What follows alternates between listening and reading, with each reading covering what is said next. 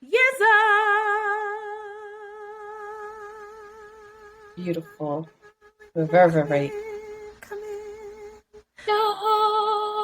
Oh, one more time. 1, 2, 3. 1, 2, 3. Yes, You sir. You got scared. You got I didn't know what scared you for were a minute. doing.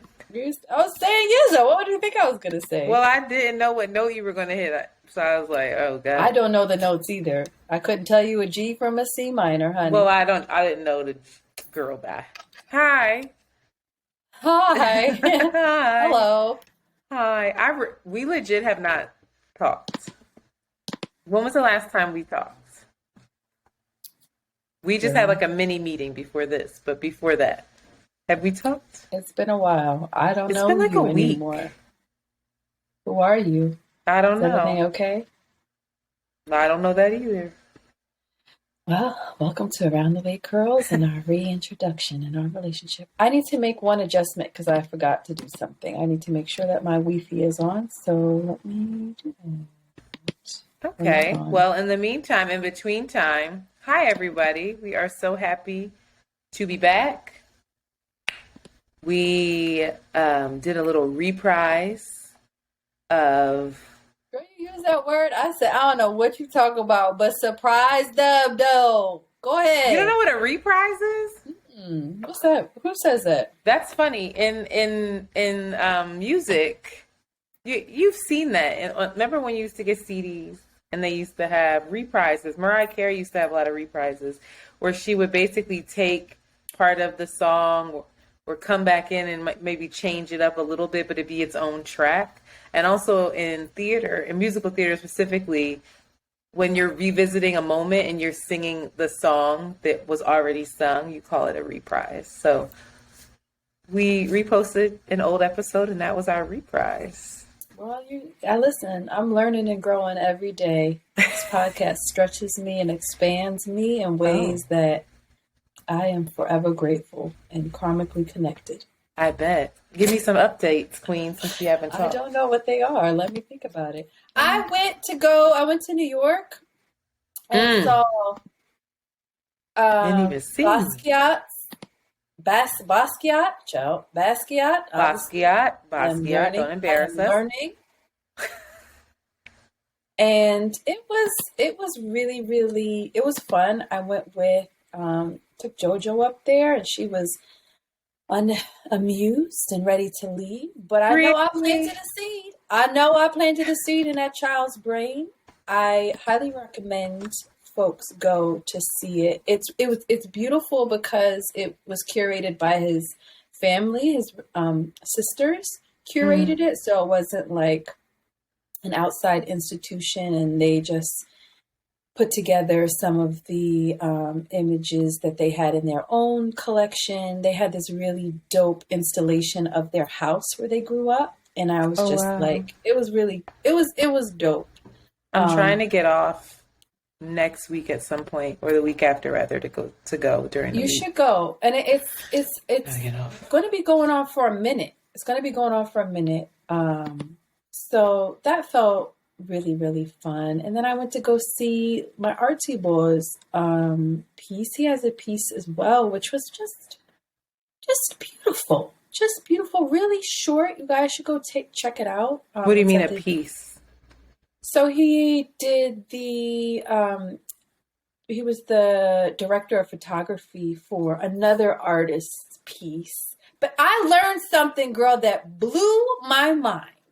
Once you get at a certain place as an artist, you are no longer actually doing the work. You are hiring other artists to make your art. Oh, apparently, artists such. Girl, yes. Other people like paint. They do all of it. Mm-hmm. They and do, they're like, oh, like, they're taking it from my conception, though. Oh yeah. Other painters are having other people's painters other people paint their shit. pieces. Yes, and then they sign it and say, "Look at my art." That took me out. That I have a whole documentary for you to watch on that. We need to have Black one here to talk about it because he's just like, this shit is wild. I felt hurt. I felt hurt by hearing that. But also at the same time, it gives up and coming artists an opportunity in so many ways. It gives them a paycheck. It helps them to kind of eat off these No, that's successful not your artists. art. Stop. It's not your art, but you're getting your name on an accredited artist. Like in the art world community, you're building a name for yourself. Like, but a lot of people apparently get stuck in that. It's like background singing. Not background singing. That's what they say. Sorry.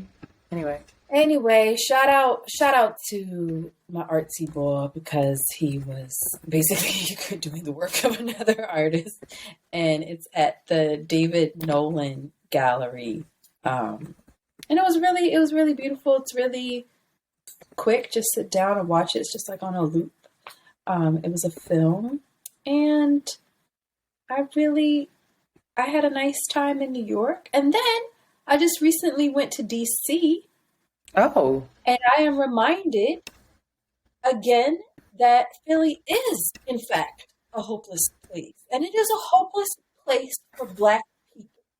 We are deprived of the richness and the variety and the palette, the gorgeous palette of Black people in Philly. We went to this place called Hamilton, and it was like this after hours. It was like the Cheesecake Factory. It was like an elevated Cheesecake Factory. It had like this intense menu, and you're like, oh, okay. You thought you were like in this fancy place, but it was just riddled, just decorated with Blacks and all types of niggas. Like, there were Black women with slits up to their fucking belly buttons and their breasts spilling over, model-esque. You and these arm breasts. in arm with chiseled white men in suits. They look like fucking, I don't know. What's that? Not Elon Musk. What's the other Amazon nigga? What's his name? Jeff Bezos. Jeff Bezos, just arm in arm with him. Then there was another woman that had just a cat suit on with a thong, so her body was fully exposed. It was just all types of Blacks, and it was beautiful. And Philly just gives you one tone of Blacks, and we're being robbed. We're being robbed of what's possible. We're being robbed of the real culture, and it made me really sad, really, really sad. Because that's whenever the I go culture. To New York, you don't go out in Philly though. No, it's not, Antoinette. It's not happening. It's not happening in Philly. You even the niggas that do go out that were with me were like, we don't get this in Philly. Like, where are we? What do these people do? Where are they coming from? And why? Well, Philly's a blue collar city. Yeah. Yeah. It's sad. It's not right. It's desperate, deprived, and monolithic. Also, shout out to Philly. Shout out to home. I'm really rethinking my stay here, because it's not given what it could possibly give. There's a lot of other possibilities. You need to bring your Black ass up here, but all right. In terms of Black people, New York exhausts me, but those are. Don't you have like a International Workers' Day? That's not necessarily an update. I can share that in a bit, but you can go ahead. What about lesbian relationships? Oh my God. Let me tell you something. That's another big myth. You keep flipping back and forth. I taught you how to do this. Put the other screen in the corner so you can see your outline. Child, I think my stereotype, and this is me, and this is my fault, and I admit it, and I have a lot of growing to do. But I have this stereotype that lesbians have these like spiritual, all the lesbians that I know have these like are with the shits. They're all into social justice. They're all doing their spiritual work.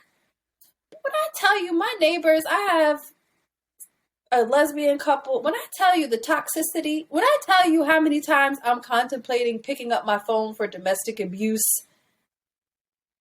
All They, relationships are like but can get I've real held tricky. lesbian relationships to an esteem of like growth and like emotional maturity and understanding. When I tell Mm-mm. you, I ain't never heard nobody fight the way that these folks fight. I swear to God, it's not funny. It's scary. I'm not laughing at them All fighting. times, I'm 6 in the morning, 4 in the morning, they out in the street. On top of it, they're in the community with the riffraff. Shanti. But I just don't, I'm not laughing at that. That's not funny. But I'm laughing at the fact that you didn't believe it possible for I lesbians. Like, didn't. girl, I held it's y'all. two women. I held y'all in high. That's which makes me think that y'all have some emotional capacity and intuition to say like, "Yo, I'm bugging. This is It depends on toxic." the woman. It depends on the type of woman you are. I know that when I was a lesbian for a little while, when I had my stint, she didn't. Now we wouldn't be arguing and fighting, but maybe she was tricky and catty. And when she wanted to be downright mean, that's what the hell she was. Okay, it's tricky over there, and she was one of these woke. Let me put you in a healing bath type women, and the And then a woman came out chokehold. of her. Okay, and I said, "Wow, this is too much." Well, I understand now, and I heard somebody else just told me about her lesbian neighbors that are fighting, and that she is also tempted to call 911 because it's Put your abusive. phone down. Wait, y'all. If y'all are on Patreon, you got to see how she has her phone up. I'm telling you, there is no hope for anybody. That's actually That's what I've not come. true.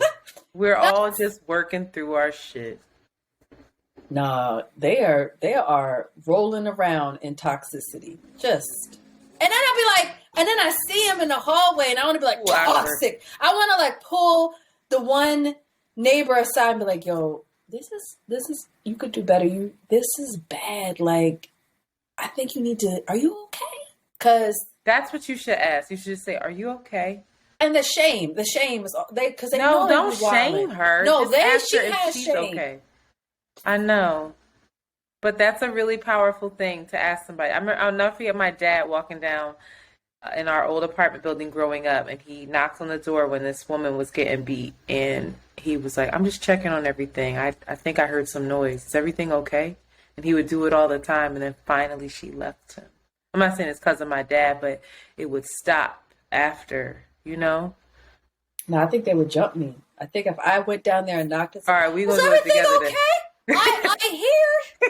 Are y'all all right? All right, we'll do it together. Yeah, they're not going to They jump would both of fuck us. me up. They would jump me. They'd be like, bitch, why'd you fuck your business? This the love of my motherfucking life. I can't stand you. Anyway, I don't even know, y'all. I have been going through hell at work. When I tell you hell, I'm talking like working until 12 a.m., starting at 8 a.m., having dreams about work, sleeping with my work computer in the bed so that I can just roll over and open it. Like not moving my car and risking tickets because I just don't have the time to get out there. Literally sitting at this computer, stressed, dealing with all kinds of personalities, all kinds of unrealistic deadlines. It got so bad that I looked up and said, "You have not washed." And it was 3 days. Oh, not the white And I'm woman. putting myself out there. It was 3 days that I had not washed. And I said, and it's bad when I give up recording. Because I'm like, this is a business. We have to treat it like a business. We have to show up. I was like, girl, pick an episode to put back out because we can't. It was such a struggle. It's been a struggle, and I've been managing it and acting like it's not. But this last week, you would have been really proud of me. I sounded the alarm, not only to my new supervisor, but to her supervisor, and was like, this is not sustainable. Figure it the fuck out, because no. It ended up being still really hard. But then on top of that, last weekend, not this past weekend, the weekend before, I knew that my work week was about to be insane. And so I was like, okay, I'm going to go out. I'm going to enjoy my day. No. My cat ruined my weekend because she decided to sound crazy while she was sleeping.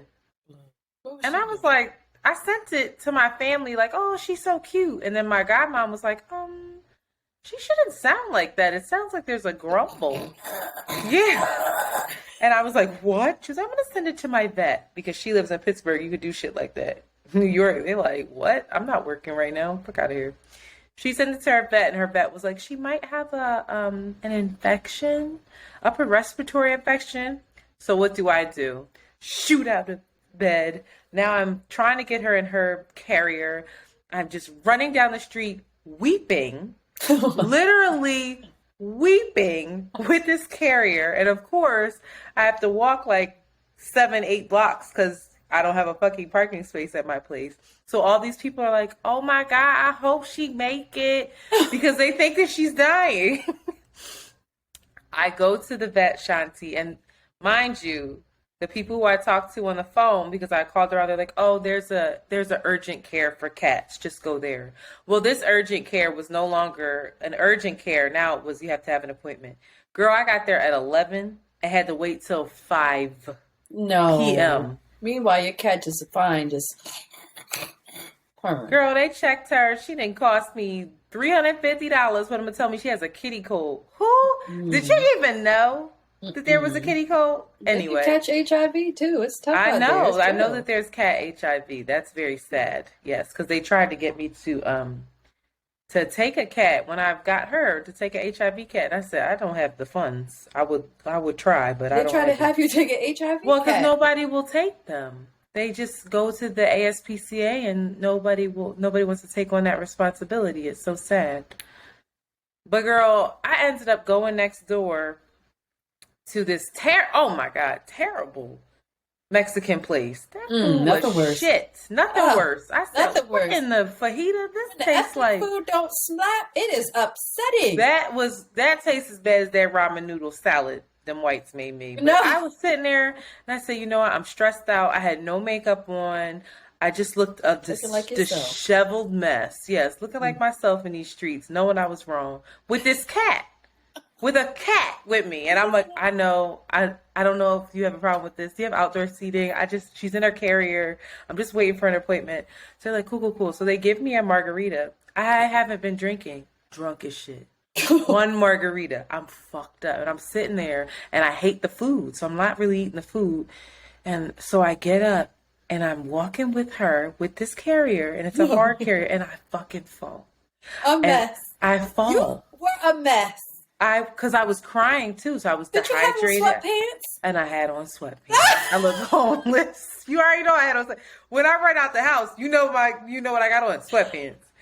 Girl, I had on sweatpants, no makeup. My hair was like this because looking like a deranged white cat lady. Yo, but I fell in front of the urgent care that their doors are glass. So they saw me and they saw me like fall on her carrier.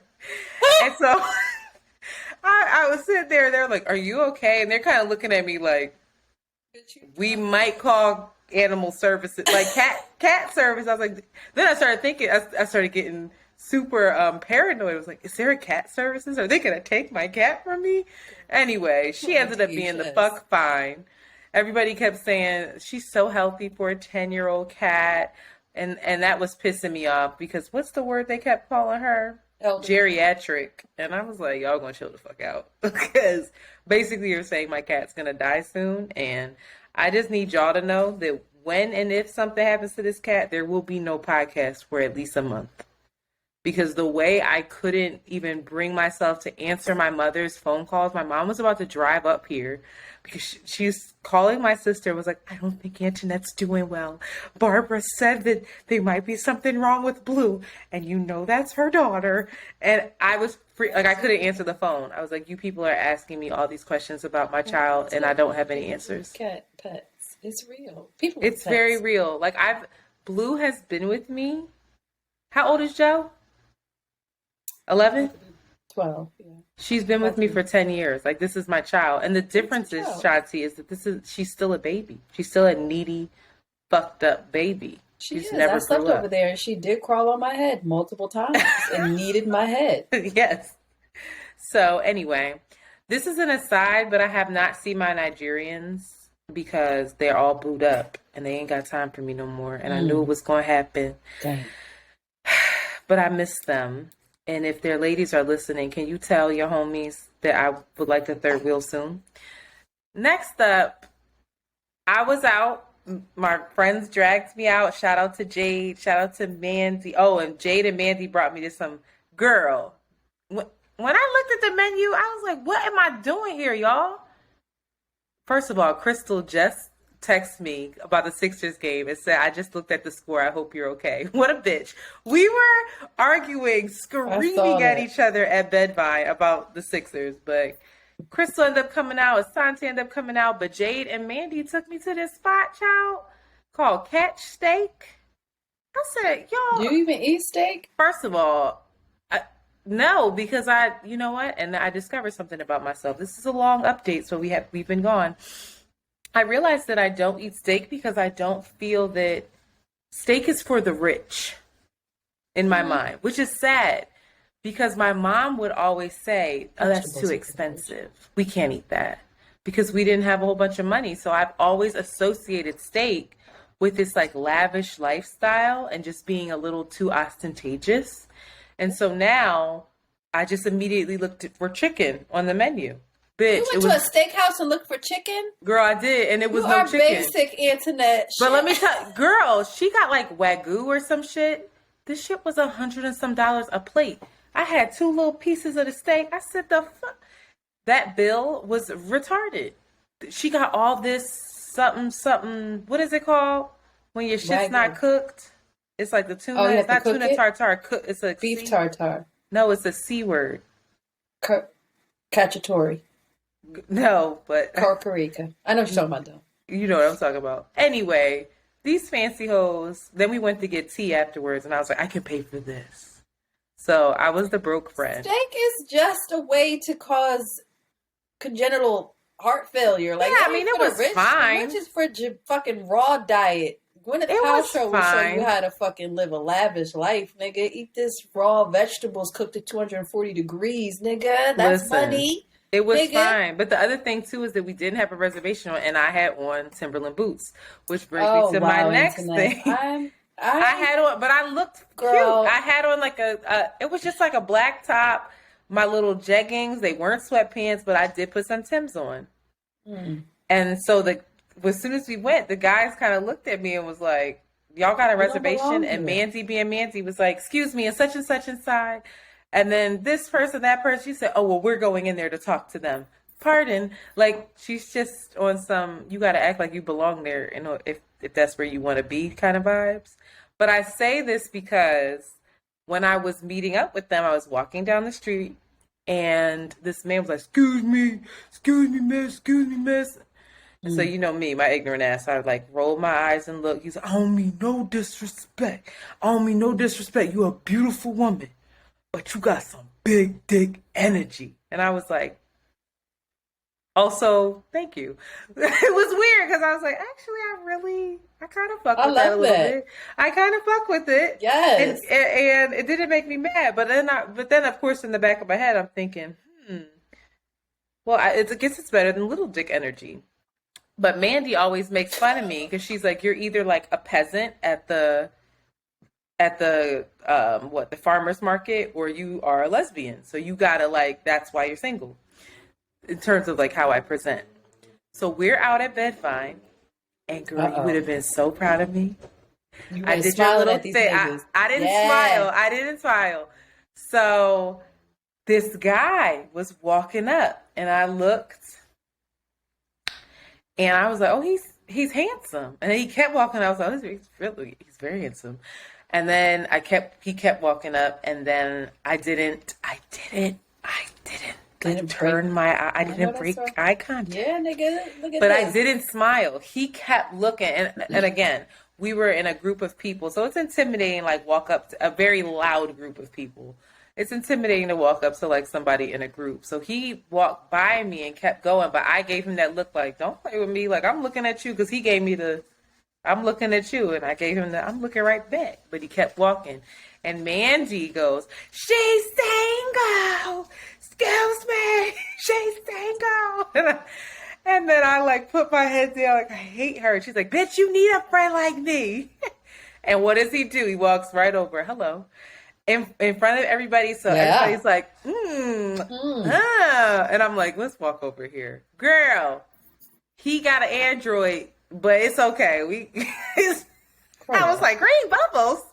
But they were fucking with him. He was fine. He's giving that a lot of people know that he's very handsome, like retarded handsome. And I started thinking about you and how you're always talking about how I can pull like some badass men. And I can, because he was fine. Like he's not even brown. He's not even my type. Not even a milk dud. He's not even a milk dud. He might be he had a hat on. He might be a milk dud under that hat, but he doesn't even present like what I'm used to. He's giving works for the MTA. He's giving that. It's giving like the beard is perfect. He must have just got a shape up or something. He had like some like, I don't know, these wild ass shoes on. Apparently they were Gucci. I don't know nothing about that. Everybody else was sizing him up. They knew what he was wearing and all this shit. I was like, girl, I don't know none of that. All I know is his teeth were perfect and his hands were Well, what's he talking large. about on the text? He ain't really, the regular shit. It's giving MCA, but that's fine. We're gonna link maybe, but the thing that got me, I'm just out of practice, and so I recognized immediately that he liked the big dick energy coming from me. That he was like with the shits on that. Like I fuck with that. Like he's like, where are you from? Like he could tell that I wasn't from here. I'm telling him Philly. He's like, oh, okay. So we're going back and forth, and we're kind of doing that dance of like poking each other. And he just, without, you know how they look down at you without dropping their head, they just look down at you with their eyes. And he was like, is that really what you wanted to say to me? And then took my hand and was like, because I was making fun of him, I was kind of poking with him. And I was like, no, drip, drip. But he was wow. Shout out to big dick energy attracting big dicks. It's manifestation. Well, we don't know if it's a big dick. We don't know. Hopefully, I wish you a good time, Queen. What it's giving possible good time. We will see. But it's also giving possible thought. Like you could give me trichomosis if I do things wrong. It's giving that. Maybe. He's just too cute. You ever meet somebody that's just too cute? Don't trust him. I'm not interested. You know me. Yeah, I know interested. You. Get the fuck out of here. You would look at him for 5 minutes and be like, oh, hell no. Yeah, absolutely not. Everybody else is for it because they're like, please go have some fun, bitch. No, I want you to have a good time, but... No, I might get trichomosis, so we don't know. Oh! And then he made like he made like this joke about biracial girls, and I was like... Well, he said that they are in all of the African American about liking them. And I was like... Oh, problematic. Well, fuck that nigga already. Yeah. I was like, Shanti's gonna hate you.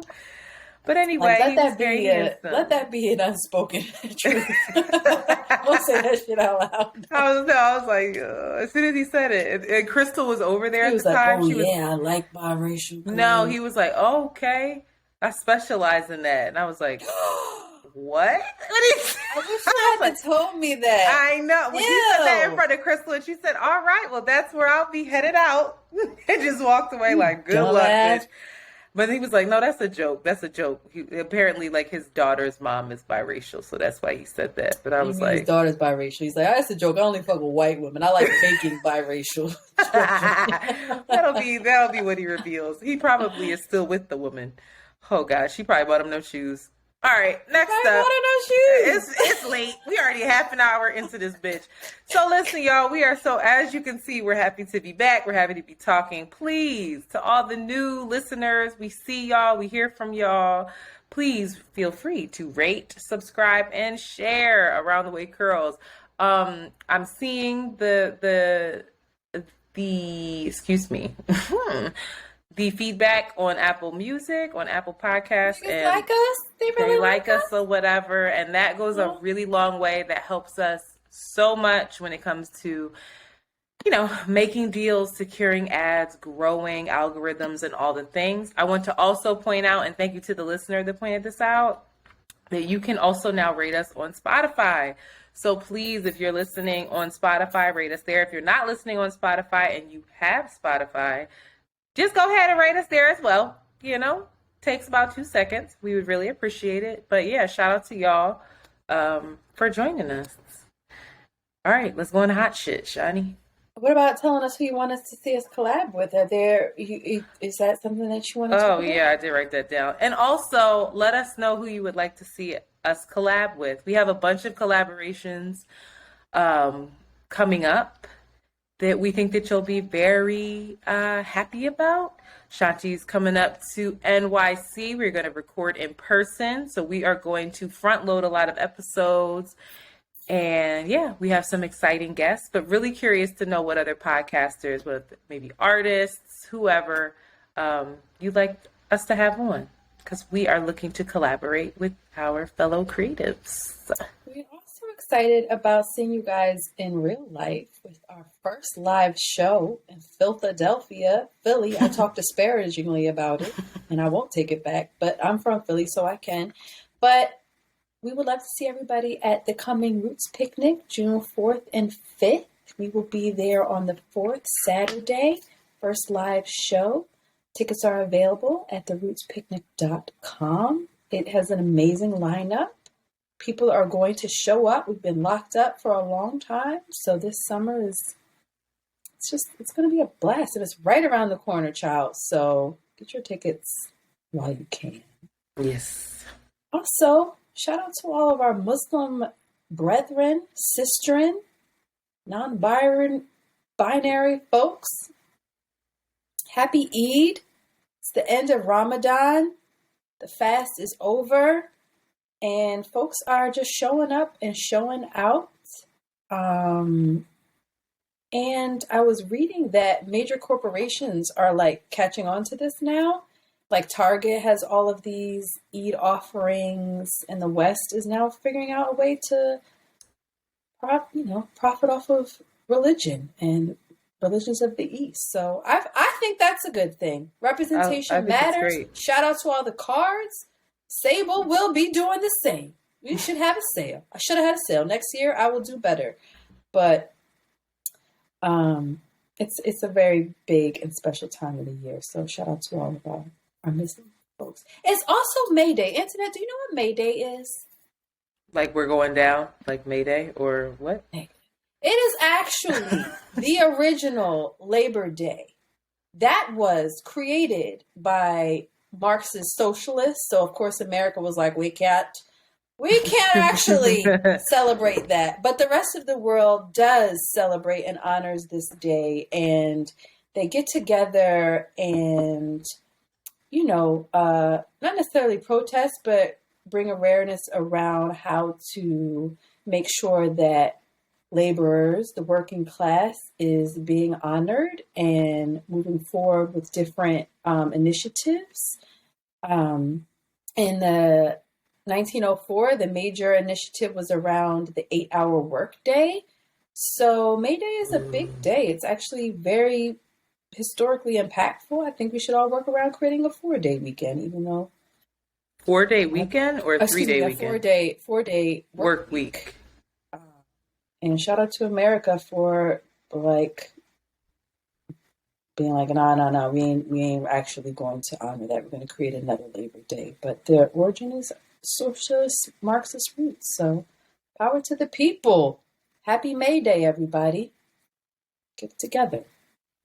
I notice whenever I talk, you look at something else, which is very hard. It doesn't feel like we're actually communicating. I just want to bring that to your attention. Thank you for bringing it to my attention. Some weeks upon writing. You actually don't pay attention when I'm writing an email. I do apologize for work. That's rude.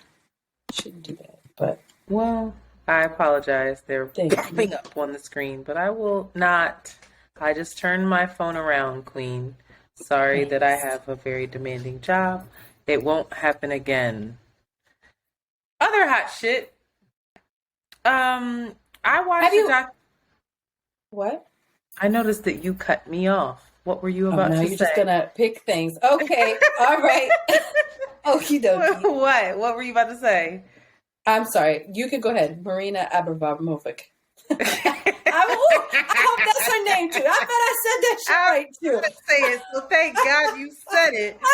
I watched a documentary on a performance artist, Marina Abramovic, whatever. It's called The Artist is Present. Are you familiar with her? She just lady that just sits and stares. Jay-Z, she like did the thing with Jay-Z. She just sits and stares So at people. Jay-Z did a thing with her, but basically she does more than just sit and stare.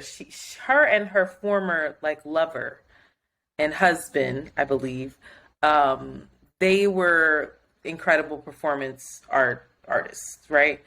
Long story short, they didn't work out as their art got bigger and better. They drifted further and further apart.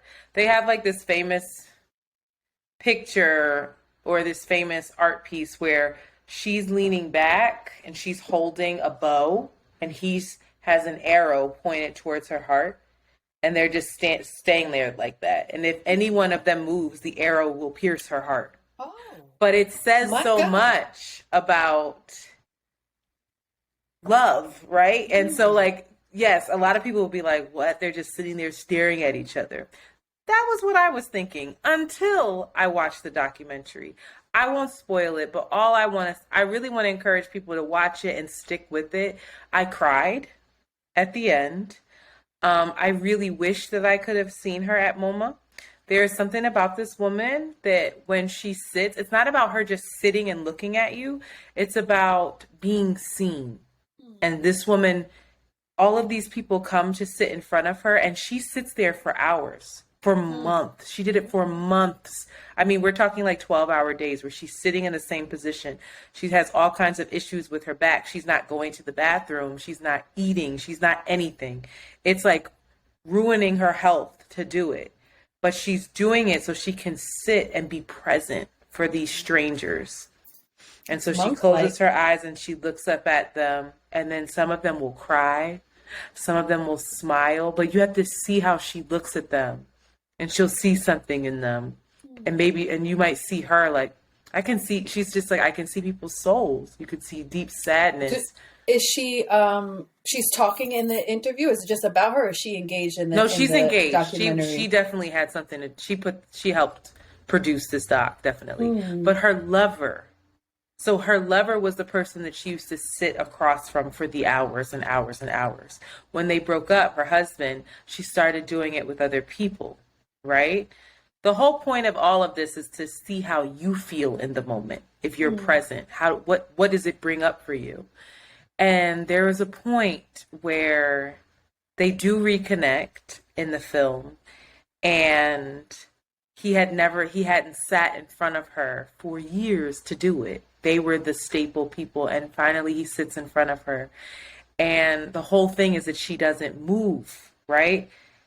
And there's just this moment where she has her head down, and when she looks up and sees who it is, you see her and him and all of their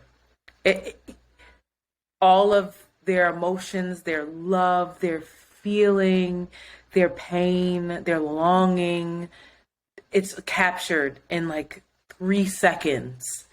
And then there's just this release, and you have to see it. And the whole room just erupts with like applause, and they're just gasps, and they're just like, we can't believe we just witnessed this very human experience. It's incredible. I was not, in the beginning of it, I was like, all right, now I'm trying to be more artsy fartsy friend, but you're killing me. I don't want to watch this shit.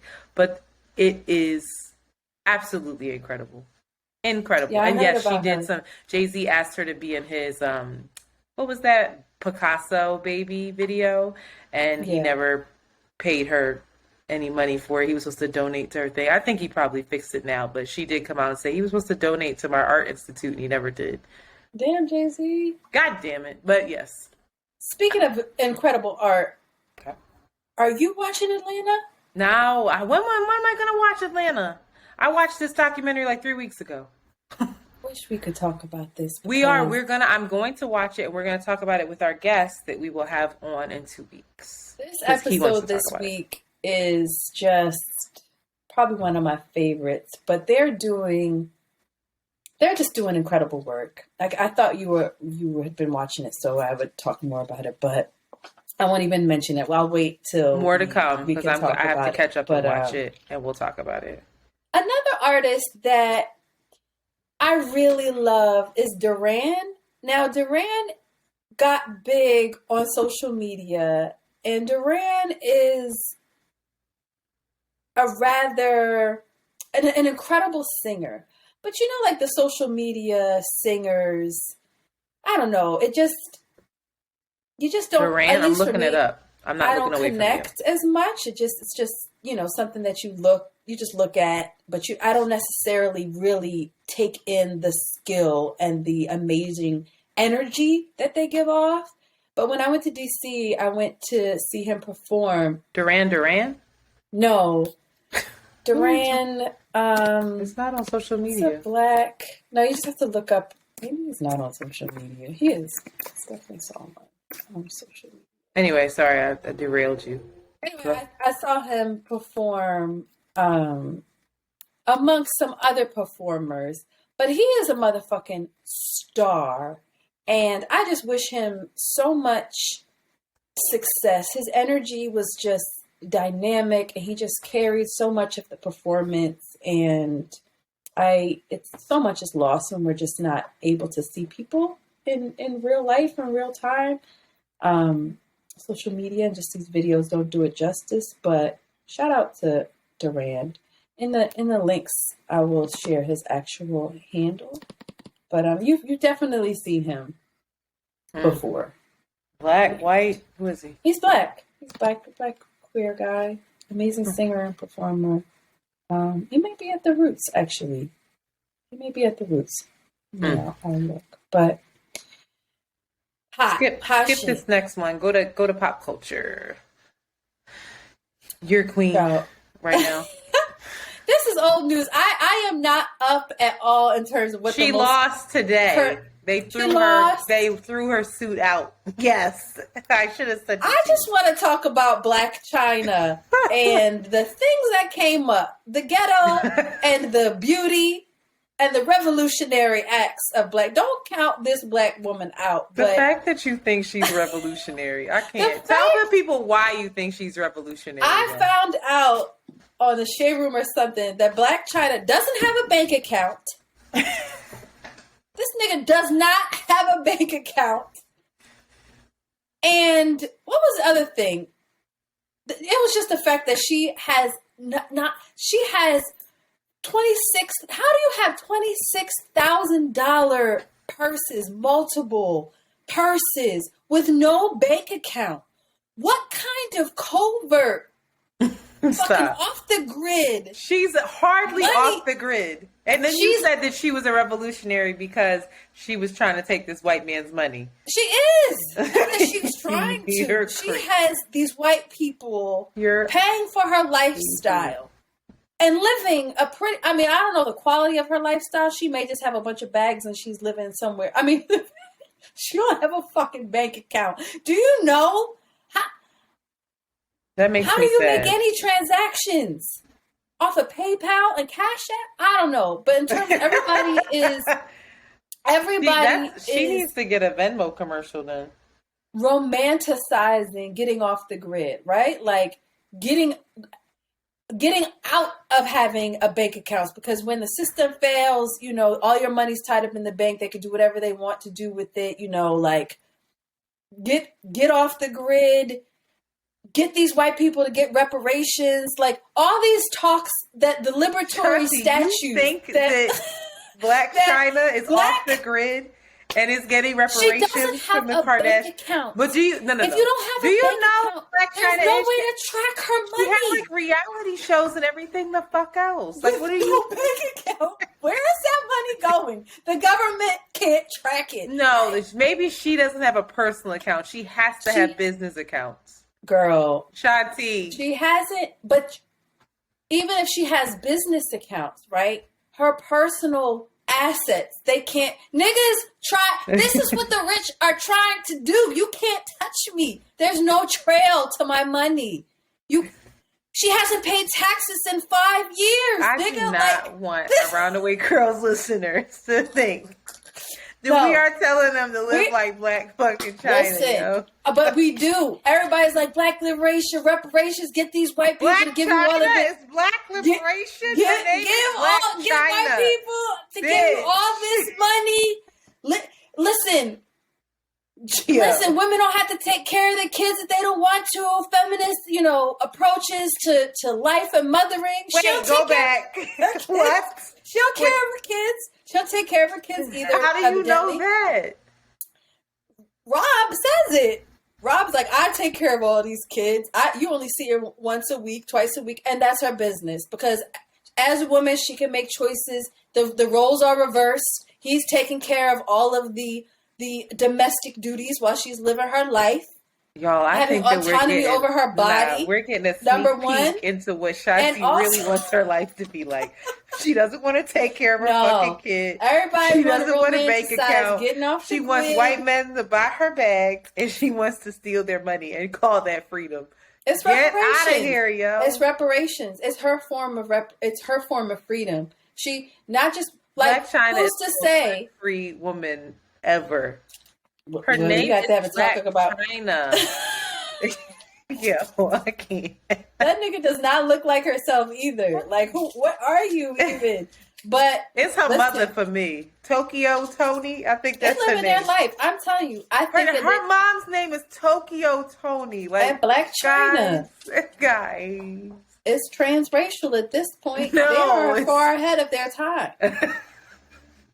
When you decide you like somebody, you will find a way to support them through their bullshit. I just think that we want to say all these things, but when niggas is really getting their reparations, having autonomy over their body, living a feminist life of choice, and what also is the feminist life of choice that she decided that she don't want to take care of her kids? Yeah, she don't want it. Motherhood is actually not for her. And Rob, you take on the rules. Okay. She has 2 children. She also has a kid with Tyga, who's Kylie's ex. Yes, that's why it's all tricky.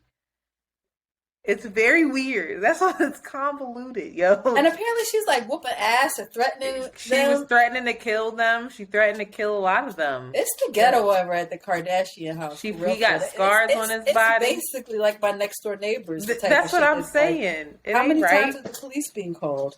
You can't be free. You got another Kim K thing on here. You just all about the Kardashians. She removed her BBL. Who told you that? And why do you believe it? I don't know. I saw it on Instagram. Let me see. Where on Instagram? Why are you making all that noise? What are you playing with in your hands? What on Instagram? Look at her. Look at her Googling it. Look at her Googling it, y'all. Blonde hair. I just also want to say that. First of all, she's paying homage to Marilyn Monroe. She has on some $26,000 dress Marilyn Monroe wore. To the Met Gala. Does she have a wig? It's a wig then? It's not really I'm pretty sure it's a wig. Okay, she's done the blonde thing before. Apparently, also, the Met Gala is going on, and I am in sweatpants that have a hole in between the legs, and I'm sitting there looking at this like trash, terrible outfit, and meanwhile, look at my record. Looking poor, just poor. Can't put 2 pieces of clothing together at all. Yeah. Yes, I see it. I see it. I see it. Kim Kardashian. She may have reduced it, but she didn't get rid of all that butt that she put in there because her butt used to be retarded. I have to stop saying that word. That's not right, apparently. Her butt used to be stupid. Let me tell you one thing. Kim Kardashian moved the fucking dial in terms of body modification and normalizing. I don't care what anybody says. Yes, she was copying black women, but Kim Kardashian changed the culture. And now she's going back to her white woman roots. And I wonder now you went too far. Out of this. I wonder if this collective body dysmorphia is going to go back to the 90s. Wait. You think that because Kim Kardashian took some of that fat out of her butt, because she ain't take all of it, that somehow she no longer has body dysmorphia? Oh no, she probably still has that body dysmorphia, but maybe collectively we're gonna be like, we're gonna look back at this time in the bodies and be like, yo, we were bugging the way we did with our eyebrows. We were bugging because we actually look like bugs. You look like ants, lady. Okay? Cut it the fuck out with this. You are literally. I keep seeing them. I walk down the street and see them now, and I'm like, y'all gotta stop. And also, FYI, I saw some shit on Instagram, because where I get my news. All of y'all going to Colombia and DR to get your teeth done, to get your bodies done. In the US, doctors will not fix anything. So if your tooth breaks, you have to go all the way back to Colombia to get it fixed, because it is an insurance, like they won't take that risk. They're like, you didn't get this done in the US. We don't know what kind of work you've done. Anything could happen if I work on your teeth, your body, or this. Nationalist and fucked up, as if America does the best work ever. I'm not saying it's not. I'm just issuing a warning to all y'all. Y'all bitches better be careful. It's gonna get tricky. Go to Miami like the top notch. Just wait till you can afford Miami if you're gonna do it now. Ciao. Anyway, Kim K, she normalized body work, but just the same way that Pamela Anderson normalized, the big breast implants. Sex tapes. Let's also put some respect on Pamela Anderson's name for being the one to pave the way for the sex tapes. She had a sex tape? Yes, girl! That was with what's his name? Billy Bob Thornton. No, it was not Billy Bob Thornton. Who's Billy Bob Thornton? That's what's her name? Angela Anderson. No. Pamela Anderson. No, what's her name? Angela Jolie? What's her name? No, Brad Pitt's ex-wife. What's her name? Pamela Anderson was the one. She was with Tommy Lee Jones. Yeah. Who the fuck is Billy Bob Thornton? Oh, Angela Jolie. Okay. Wait, is that her name, Angela Jolie? I don't think that's her name. Are we high? Yeah, Angelina Jolie. I'm like, oh. Like, that can't be her name. That's not coming off my tongue the way it used to. That was her ex. But we're going to put some respects on Pam, too. Pam paved the way. She took the shame that made the way for Kardashian. These white women are also changing and shifting the culture. It's white excellence, okay? So, just want to put that out there. All right. Thank you for that. She was a hot commodity child. Remember her? I used to watch her on Baywatch and lose my fucking mind and be like, wow. Were you a fan? I loved Baywatch. I would go home and watch Baywatch after Power Rangers and be like, wow, she's saving them. She'd be running. I thought she was really pretty. I would never go to that beach. I'd be like, this is that beach was fucked up. It was always something happening on that damn beach. Cursed ass beach. What was the other dude? David Hasselhoff. Nah, he was the other one running. He's a racist, right? I think he might be. Yeah. I don't know, but I think he was drunk and racist one day, or maybe he was. That just was Mel drunk. Gibson. No, David Hasselhoff too. Can you Google that? Is David Hasselhoff racist? We don't know. Anyway, the Met Gala is today. My cat tearing something up. I haven't seen the things, but Blake Lively. Be honest, Nate. Top tier. I just want to point out that Shanti has interrupted me yet again. Oh, my apologies. But I didn't like Blake Lively's outfit. I liked the little Selena Gomez outfit. And I think Janelle Monáe looked nice. And there was some white man that I was like, oh. Do you know that Sansa Stark is pregnant again? She's there with her. She picked the weirdest looking Jonas for her husband. It's weird. You know who Sansa is? Remember Sansa from Game of Thrones? Oh, she's married to a Jonas brother? Yeah, the weird brothers. They don't play with. They have real unconventional partner choices, and I'm with it. The other brother married an Indian woman. She's like the queen. You're so late. She's like, I gotta go. But she's like 17 years older than him. What? She's gorgeous. I'm just saying. I respect their choices. They got real interesting taste. Speaking of that, I forgot to tell you that I'm a Harry Styles fan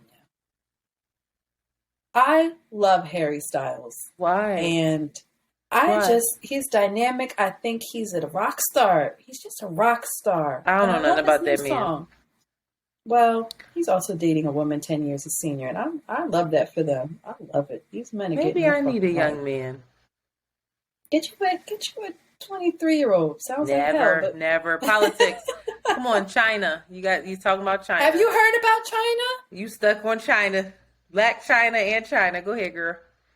I know what's going on in China. Go ahead. I want to hear your version. China is martial law. This is a Hotep's wet dream. It is a conspiracy theorist. Revelations come true. It is hell over there.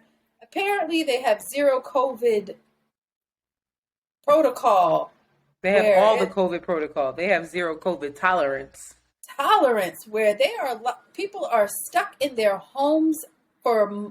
They're going on like month 2. They can't even go out for a walk. They are sealing people's apartment entrances and causing mass hysteria because it's a terrible fire hazard. It is martial law lockdown. Now, I don't be trusting all the YouTube montages all the time, but apparently I did see a montage where they were, saying they were starving. The kids got to go to school in a hole. What? In a whole, what's that suit? I thought you meant a whole suit. Oh, a hazmat suit. Like little kindergartners are in full hazmats. It's hell over there with no sign of letting up. China is tricky. China been tricky. China got that whole social control on lock now. America better take its cues from China, but no, that is that's scary. That's terrifying. There's got to be a healthy balance because we over here Philly was like, we're instituting the indoor mask mandate, and then it was like, it's like, no, it's cool. 3 days later, I was like, y'all, you know what? 2 days later, they're like, never mind, it's cool. That nigga didn't die. We thought they was going to die, but these elderly people are holding through. It's okay. That Bruce was picnic so is coming up. We not irritated. I was like, Philly, yeah, one fucking job. You got something on here for Joseph Robinette Biden as well. Yeah, apparently we're getting closer and closer to actually hearing an outcome concerning these cancellation of student debt. They are considering canceling a certain amount of debt for folks that make or that have an income below a certain level. And apparently 2/3 of student loan borrowers in the U.S. earn under $100,000 a year. Joe. That makes complete sense to me. It is hard out here for us all, but I really do hope. Apparently, I heard there was a number like $10,000 he was trying to forgive, but that makes sense. Like that feels like it makes sense, and I hope that they see it through. Because Biden said, "I got to get reelected now. What else can I do?" Midterm elections coming up. He's like, "What can I say? I did." Got some. COVID's gone, apparently. Like COVID is not gone. I want to be very clear. COVID is ramping back up in New York, and they finna Didn't Fauci say the pandemic has ended? Yeah, he had to walk that back though. He was like, "Oh, like, never mind. They did die. They did die. My bad. I had said it wrong." I apologize, everyone. Okay? I just dropped my ring light. Nothing to see here. I will say, though, this whole thing with China, because we are a global world, all collective. One thing can't happen without affecting all of us. That, these ports, the shipments have slowed due to the pandemic. We're still and due to the war. Well, that's a whole other thing. We're still haven't recovered from the shortage of chips and whatever the hell they making over there. China supplies everything to the world. But we're going to... Did you just say chips of all the things to say? They do. Actually, but did you choose chips? Chips, computer chips. Oh, computer chips. I thought you meant like a potato No, chip. I was about to. Baltimore's providing the best chips to the fucking community. There you Stop go. playing. That was Us another clip up I was and going to running. use. Us talking about homegirls and rap snacks and us. No, listen, Baltimore's best. One thing they still producing is the motherfucking chips. But I think that we have yet to really feel the impact and consequence of this, as well as the war in Ukraine, that being the loss of fucking wheat. The Ukraine produces and Russia produces a huge majority of wheat that goes out to the world, and these niggas have not been able to put in their crops. So come the time when there should be harvest time, there ain't gonna be no fucking wheat for a lot of the world. So you feel it if you have money invested, because all your investments are down. Child, we're gonna. I come November, come December, come the new year. We are all gonna see the consequences of this in a real way. So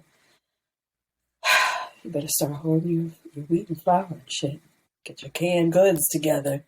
Child. Here she go. All right. It's getting crazy. Well, we let's lift the spirits a bit, please. As Shanti continues to talk about the demise of the economy and the world. What's new? We will be the new dinosaurs soon. In the meantime, in between time, we do have voicemails from these fine listeners of ours. So we're going to play 2 today. One woman got cut off and called back, and then we have another one after that. So here we go. Can you write this down, Shanti? The time? Okay. Happy Easter. I just want to say that, as usual, I love you guys, and you guys bring so much laughter and joy. And listening to this episode of God, Are You There? I was reflecting on the things that you were saying, and Antoinette, I feel you on trying to find your purpose and like questioning and all these things, because how do you let God use you? And girl, I don't know. Sometimes it's raggedy. However, I shouldn't say that on Easter, but I truly think that, only my opinion, and who am I? I think that you guys are doing God's work, right? I mean, for example, like Antoinette, you show up on a shitty day, on a day you don't love yourself, and on a day that you are like, girl, look at me today. I'm, feeling yourself, Beyonce moment, and you share that with the world, and that is truly bringing, joy and realness to a person, or what you've been through in your past that you share with people. That's a vulnerability that is doing God's work. That's showing up and like, look, I'm okay and I'm still thriving and loving life. Like, joy is our destiny. It's the goal. And maybe on a really fucked up day, that someone's crying in their car and they put your show on and they listen to you and what you're saying, and you bring them peace for that day. That is doing God's work. That's doing your purpose. I mean, and then, duality, right? Shanti, I feel the same thing. I'm boxed in. Like, I don't really know. Like, that's a lot of responsibility to say that I'm doing some type of purpose and this is the Lord's work and Lord Jesus. Like, if I fuck this up, am I going to hell? Like, I don't know. But I do feel what you're saying too, Shanti, like being authentic. And I think that is also, all of it wrapped up is exactly that. Just being who you really are. And I feel like you ladies do that. You show up on your show and you tell it like it is, and sometimes it ain't right, you can't get salmonella that way. But and politics and all these things, but it's a realness and it's a rawness, and maybe that's God's purpose. Like, who knows? I don't know. That's a lot to sit on, and I think about it too. And as a mother, I think about, am I doing the right thing? Am I showing them? You know, we don't go. Uh-oh. One moment.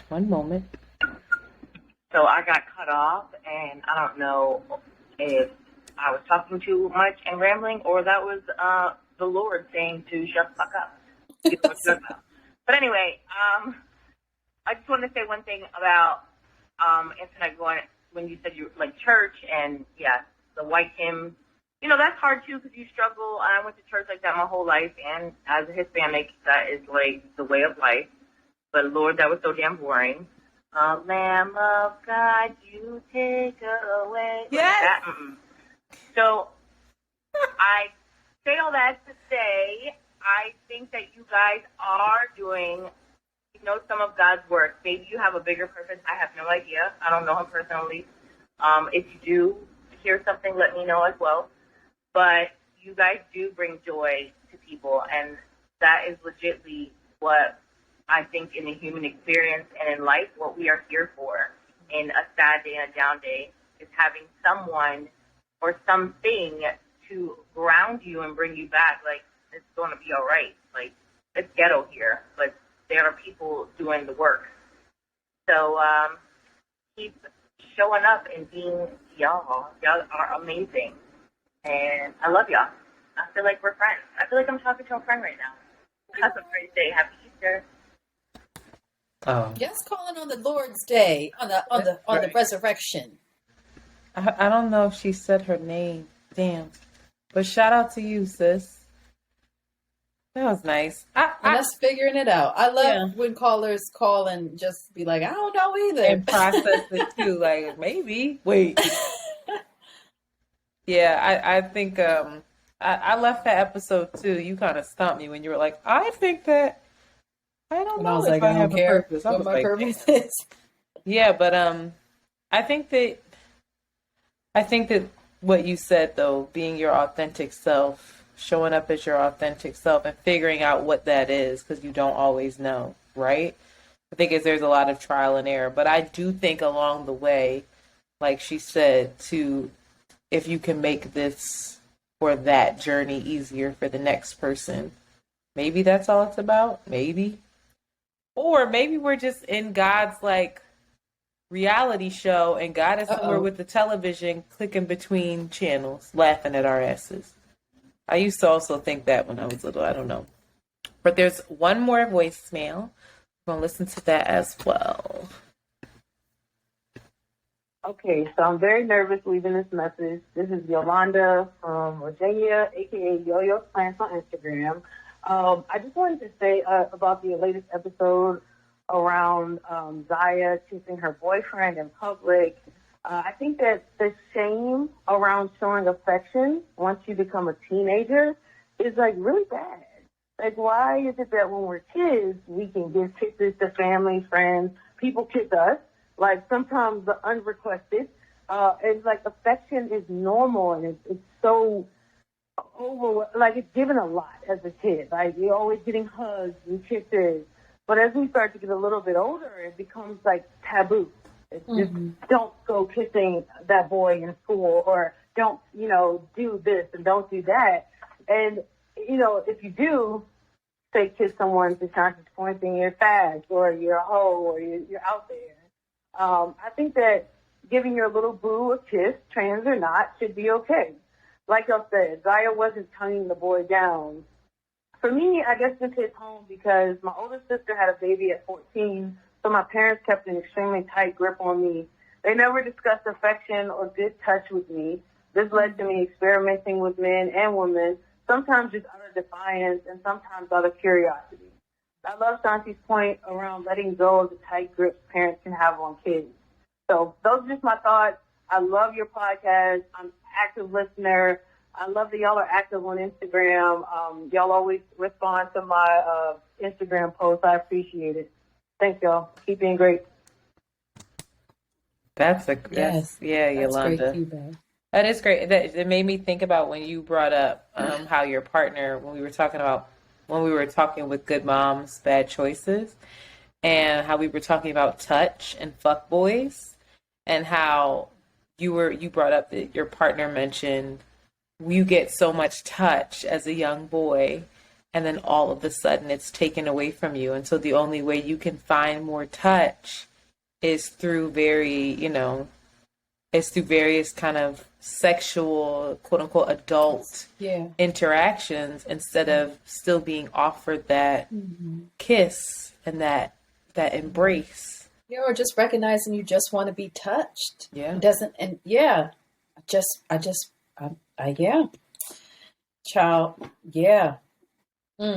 That's hard, especially with the parents. Your baby has the baby at 14, and you wanna protect the others from that experience. So, child, I think that's a whole other thing around like normalizing your growing young person, right? Your budding young person, normalizing them being affectionate with people who aren't family members in a more intimate way, and you as a parent trying to reconcile that.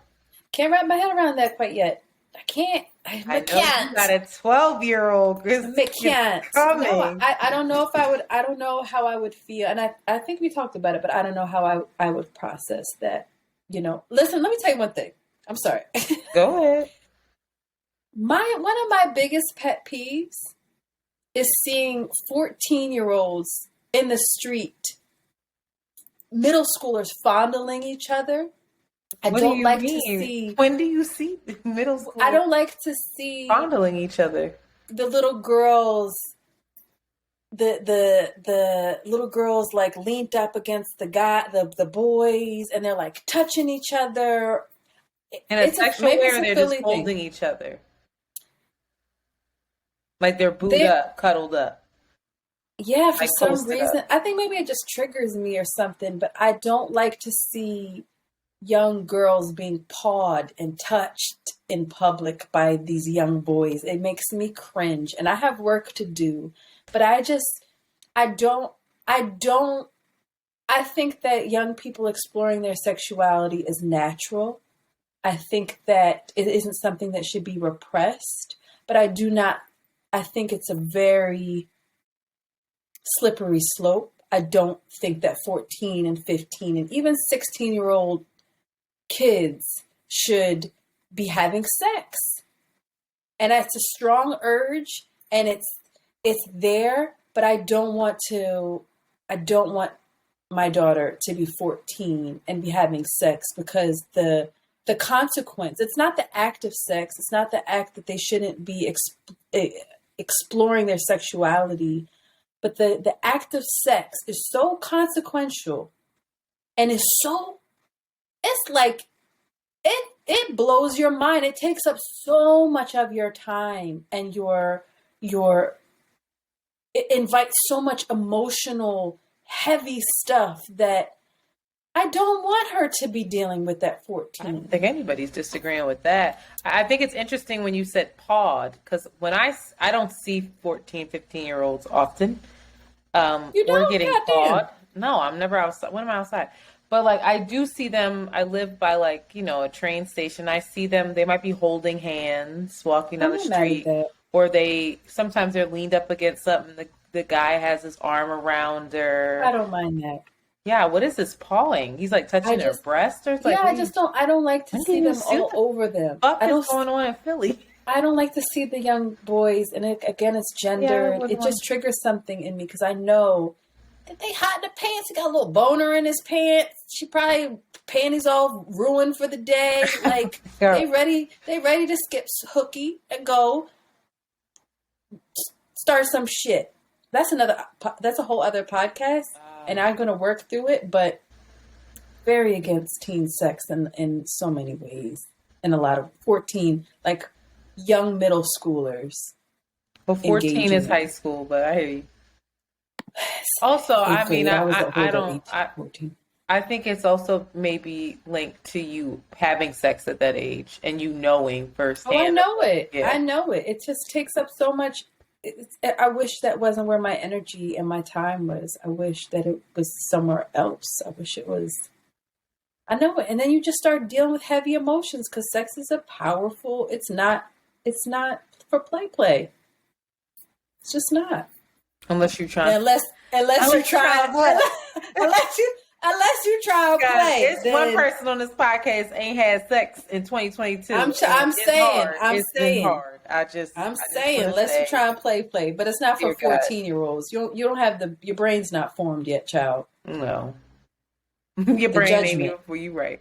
Well, thank you for calling, and if you too want to call and share your thoughts, your grievances, please call us at 215-948-2780. That is 215-948-2780. And also, if you would like to watch this podcast instead of just listening and hearing us on the break, as we usually talk for way too long further about these topics and other things, please join us on Patreon. And we want to thank the new patrons. We have the first name got me. Chanda? Is it Chanda? Joy. Chanda, Nicole M, Naruda, Destiny P, Raven C, AJ, Sharice B, and Lillian A. Shout out to you. You know who you are. Thank you so much for joining us. And shout out to Naruda, who also shared that they too went to Cosmic Jackie. So, tell you, Cosmic Jackie gets the fuck around. I want to go to her. Philly legend, icon. All right, out here can you send me her stuff one more time? I'm gonna save it. Send it to me right now, because I want to go to her. I would love to go to her Mother's Day weekend, but she's probably busy. Womp. A lot of people. Anyway, let's take a break. We're gonna come back with our main John, and it's about being friends with your ex. Can you fucking do it? Because somebody on this podcast, one of their exes hit them up, and it was like, what? But not trying to do anything but like a check-in, seemingly. But we're not gonna talk about that. We're just gonna talk about friends with exes. Can you do it? How do you do it? Is it possible? Right after this, are you gonna take us out? I'm trying to cue this up. After these messages, we'll be right back. That was the best one. Trying to get our sound together, Queen. I'm working on it. After these messages. Yes. It was a jazz. Something's wrong with you. Send me Psychic Jackie. I'll be like, Psychic Jackie. Cosmic Jackie, Psychic Can Jackie. I have sex with this man? Oh, she gonna be like, or bitch. will I get trichomosis? Because I don't want that. But I would like for someone to touch me. Touch my body. Throw me on the floor. All right, what time is it, Queen? It's 10:45 in the fucking evening. I already wrote the joint down. The break. Jackie. You sending me Jackie? She got an Instagram. I want to see an Instagram. No, Dwayne Wade loves having his she's chest not out. of this planet, Antoinette. When you see her, it's I believe it. She ain't out promoting herself. Not when she. Oh, you mean why she's do. not on IG? Oh, Erica Badu went. I wanted her to go with her little boyfriend. Her Ooh, look at. Oh, here go Kristen, man. The Yahada. What's his name? What's his name? Yahya Abdul Mateen. Yeah. Send this to her. Kourtney Kardashian, Travis Parker hated it. I know. I thought, I was like, what in the mom? Nicki Minaj, old mean self, yelling at a reporter, saying she should go up there and slap him because he leaked she was coming. Girl, ain't nobody worried about. Why isn't she canceled? You know, why isn't she canceled? I don't know. We canceling Tory Lanez and everything the fuck else. Why isn't she canceled for telling this woman to shut the fuck up who's saying that her husband raped her? Sierra, you look like you going to a regular day. Yeah, I put a barrette in his hair. This nigga got a rhinestone barrette in his hair. It's not the barrette, but it's just the placement. It's like, bro, nigga. Isn't that what you always talk about? That's like when little kids just put barrettes in. No, it's giving insecure. Easter egg. I hated that. You just This said kid that was random like, "Come thing. here, daddy. Let me put this brat in your hair." Like random nonsense. Oh God, who's Look that? at us. Look Future. at how we look. Not Future having Martin Luther King on his ankles. Does he? Uh-uh. Shout out to getting free. Look at Cardi. Cardi went with Donatella Versace. Cardi whole face. I see it now. Girl. I love her. I don't give a fuck. Her whole face is different, and I think that she's Offset happy makes about it. Pretty kids. That's all I got to say. I saw that thing. Them kids are pretty. Her whole family Gorgeous. is so cute. Oh, Kylie wore an off-white thing for Virgil. I'm looking at this. Where can I go where it's showing all the things? I'm not able to do it. I'm not able to tell you my secrets. See, these are the things that Jasmine need to go to. She like, what? I don't want to. Now, what you think about Lizzo? You know, that is a tattoo on his leg. He got a Martin Luther King mugshot tatted on him. Who would have sex with him? Look at that. I don't care about this because Rihanna's not there. We're dealing with some stuff right now. Is that her man? Rihanna is about to have a baby. Look at your man Lenny Kravitz. He looked like the way he used to look in the Hunger Games. Oh, come on, Nikki. What you got? Looking like she got, what's that on her skin? Yeah, then we're going to put a bunch of dots and rhinestones I on ain't mind you. that. I think Kris Jenner looks gorgeous. I really love the way Kris Jenner dresses. That's actually how I want to dress now. But I'm just a younger woman. But her power suits, she looks lovely in that. Who is that, Chloe? What in the misformed hips? Listen to us. Listen to us. Do you see what I have on right now? Ugh, I can't stand myself. All right, let's go. Let's talk about this. I gotta get off of here. I do not like Nikki's outfit. I like But that. Black- I actually don't I like. I love don't Blake mind those Lively. dots. Blake Lively killed it.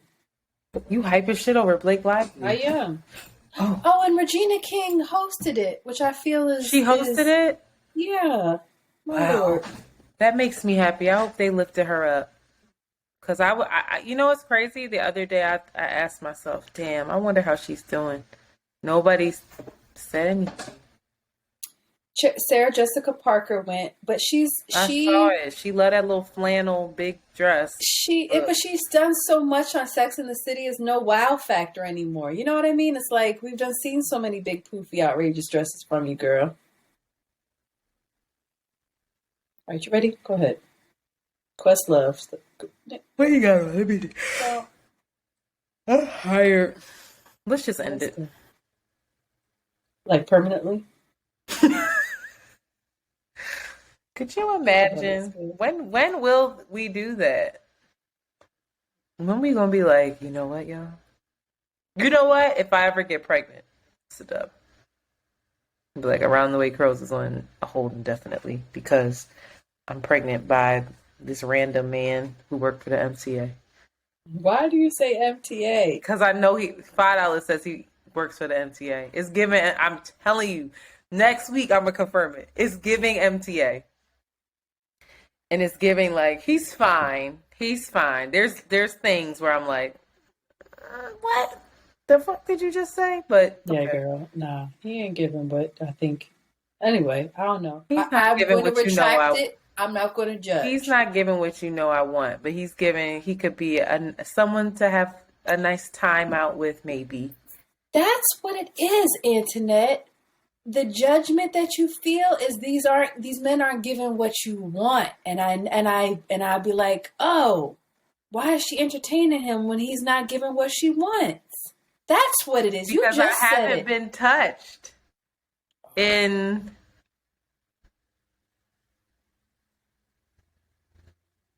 the whole year. And sometimes you just go out and you have a good time. I don't know if everybody has to be everything that you want. When I find somebody who's giving me everything that I want, then maybe, I don't know, I'm trying to date instead of just sitting in the house.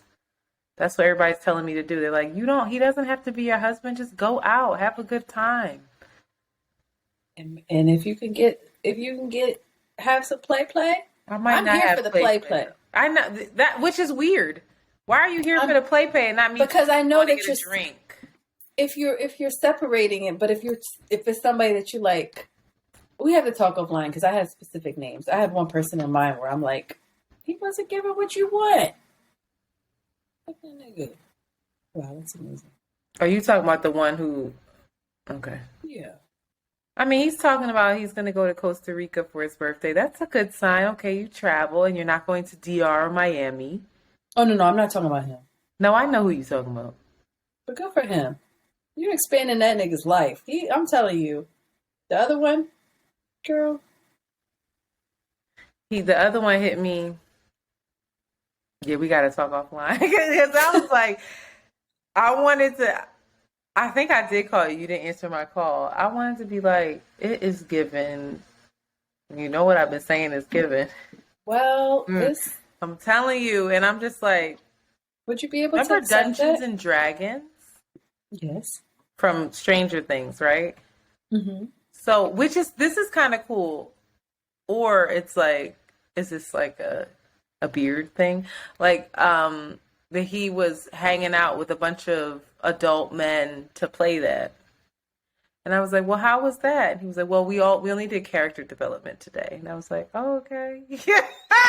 But I actually, I'm into dorky shit, but because I have my suspicion, I'm like, no, I don't think I'm telling you, there's something tricky over there. And I have been tricked. I've been tricked. And so my spidey senses is picking up something that I can't ignore. I can't. I'm like, you fine as fuck. Maybe you too fine.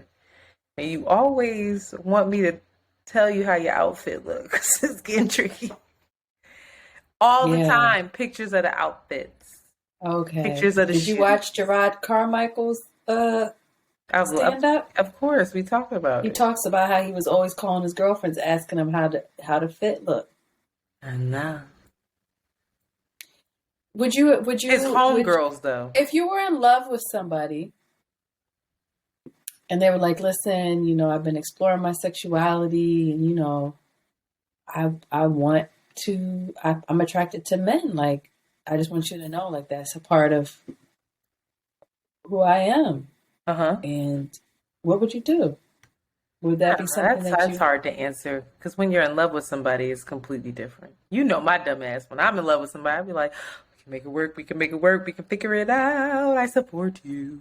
I think you would support it. I think I would. I don't know.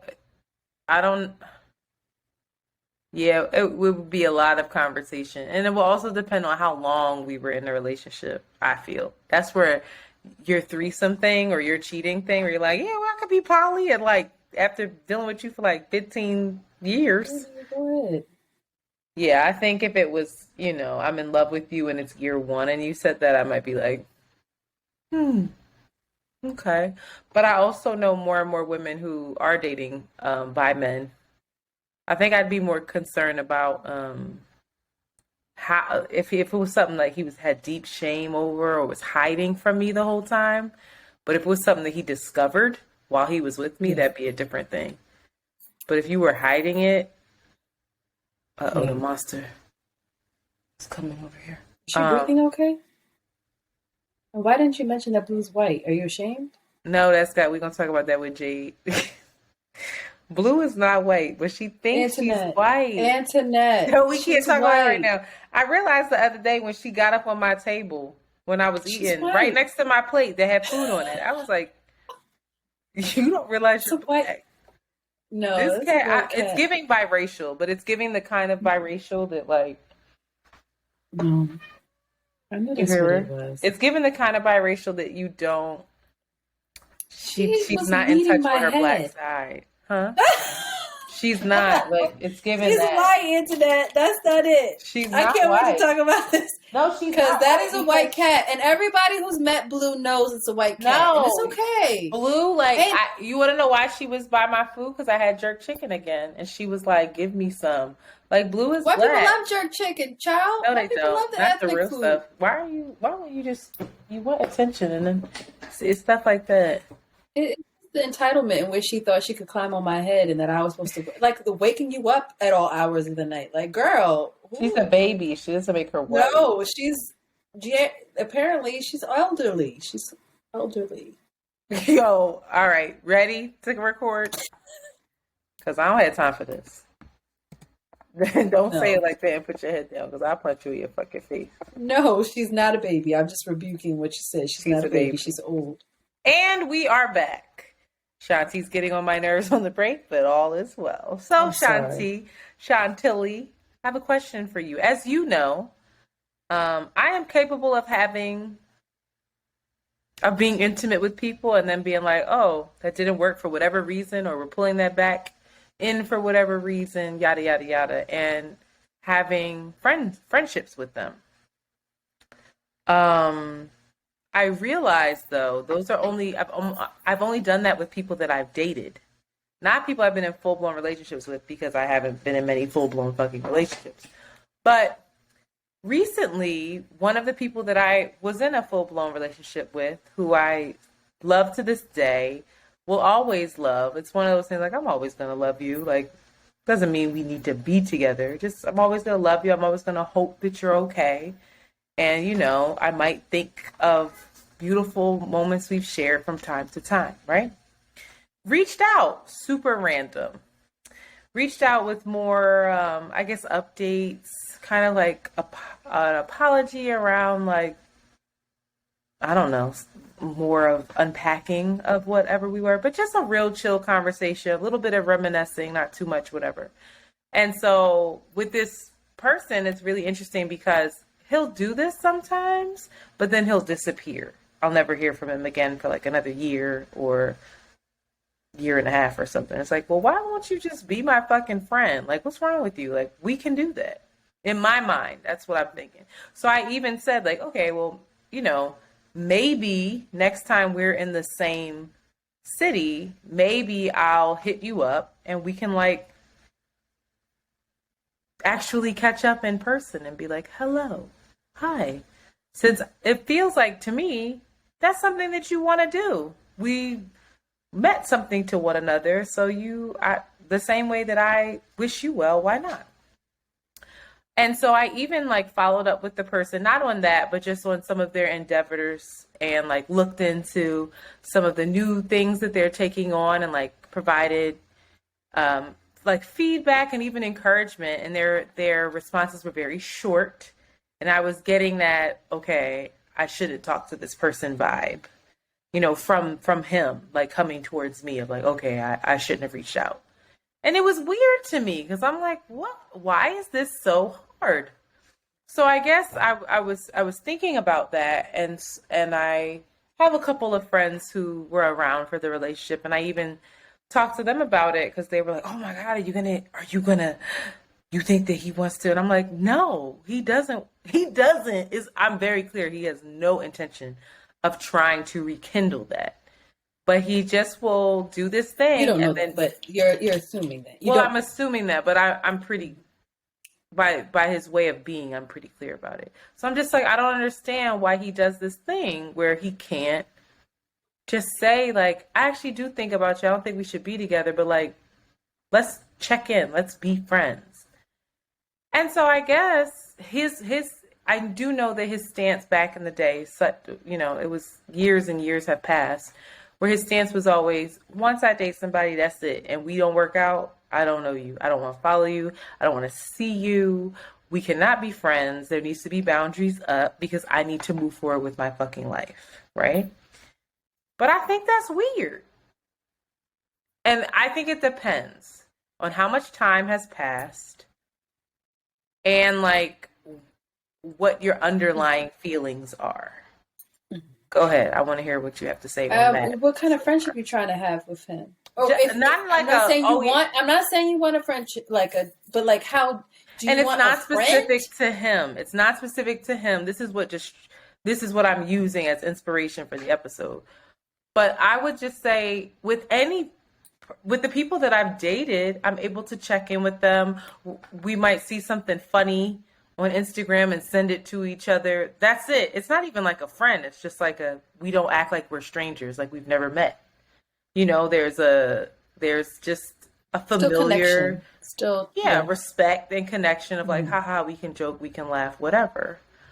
I'm not trying to like call them up and be like, how was your day? No. Mm. But if I see a song that I know you would like, or a DJ I know you, why wouldn't I send that? Is it weird that I'm sending that? If I send it, do you feel like, oh my gosh, she wants to get back with me? Like, no.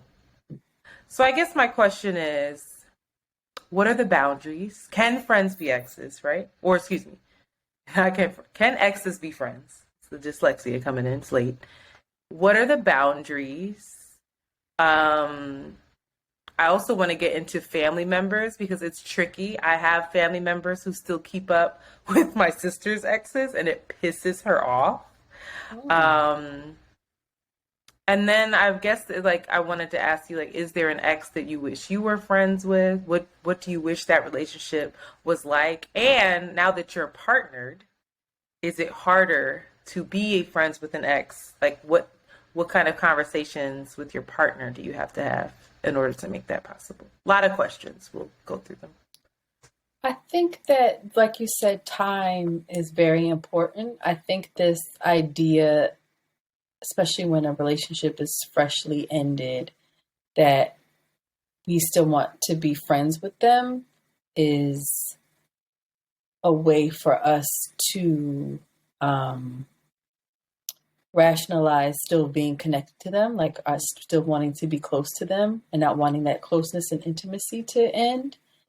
I've played that out in my head plenty of times. And I think that that is dumb. And if you're experiencing that right now, this is God telling you that you can't be friends in this moment. But like you said, over time, oh yes, girl, over time, I definitely think that it's a possibility.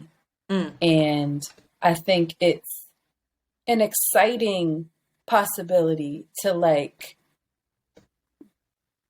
go to be on the other side with somebody that you were like intimate with and who knows you, and somebody that you hopefully you know them too, and to like intentionally keep your relationship going because you just fuck with that person. Like, I just like this person. We don't work as a couple, but I still want to be your friend. But I think that's something that has to be explicitly talked about. I don't think it's something that, like with most things, you can just assume. You have to like work it out and like touch and feel with this. Is it okay that we're talking? Or, you know, it's confusing to me when you reach out and then you don't. Like, I'm not trying to be with you. I'm not checking for you in that way anymore, but I still like enjoy you as a person. And I want to continue to be in your life. Do you? And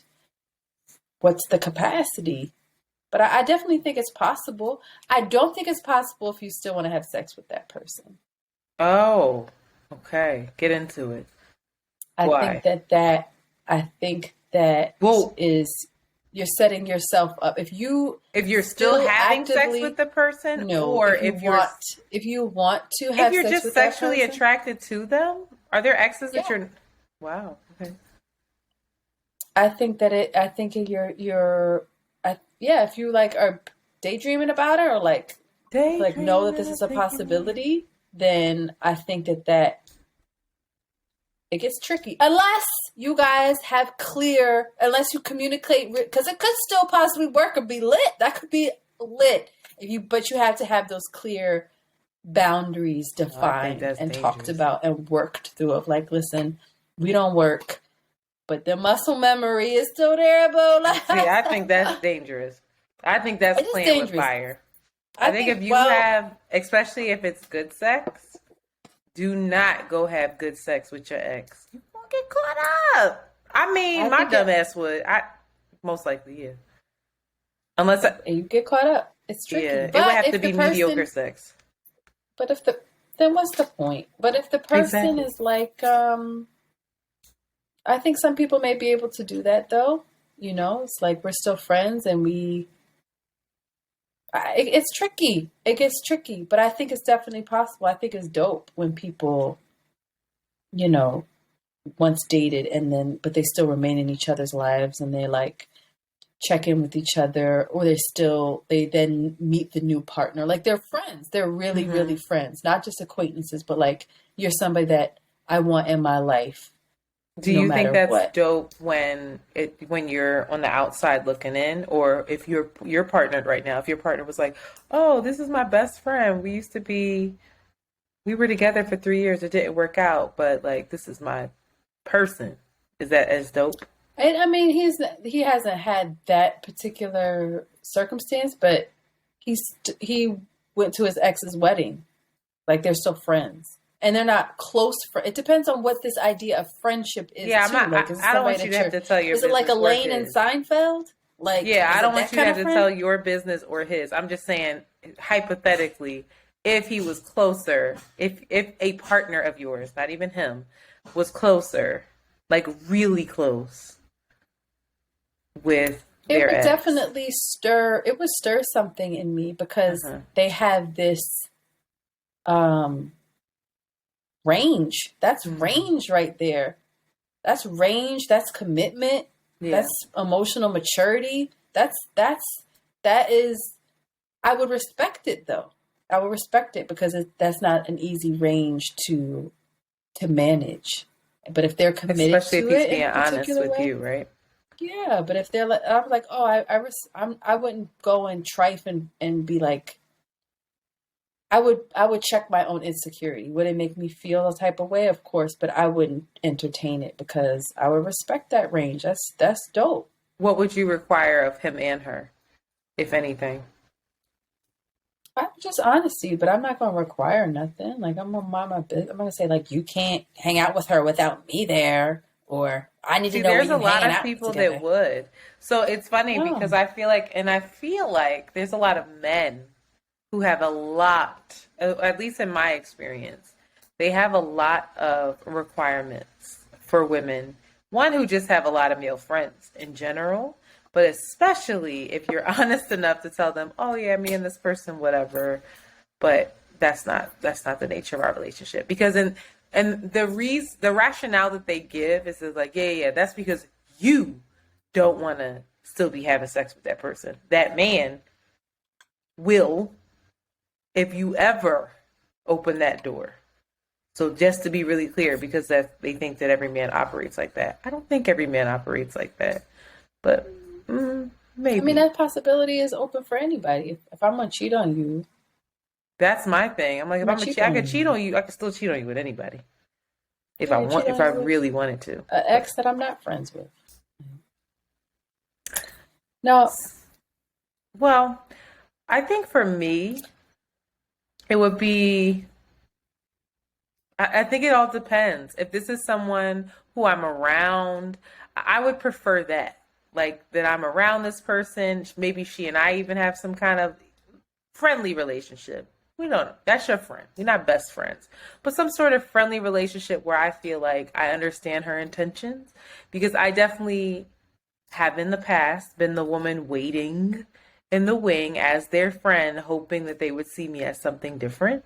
And so that would linger in the back of my mind. Mm.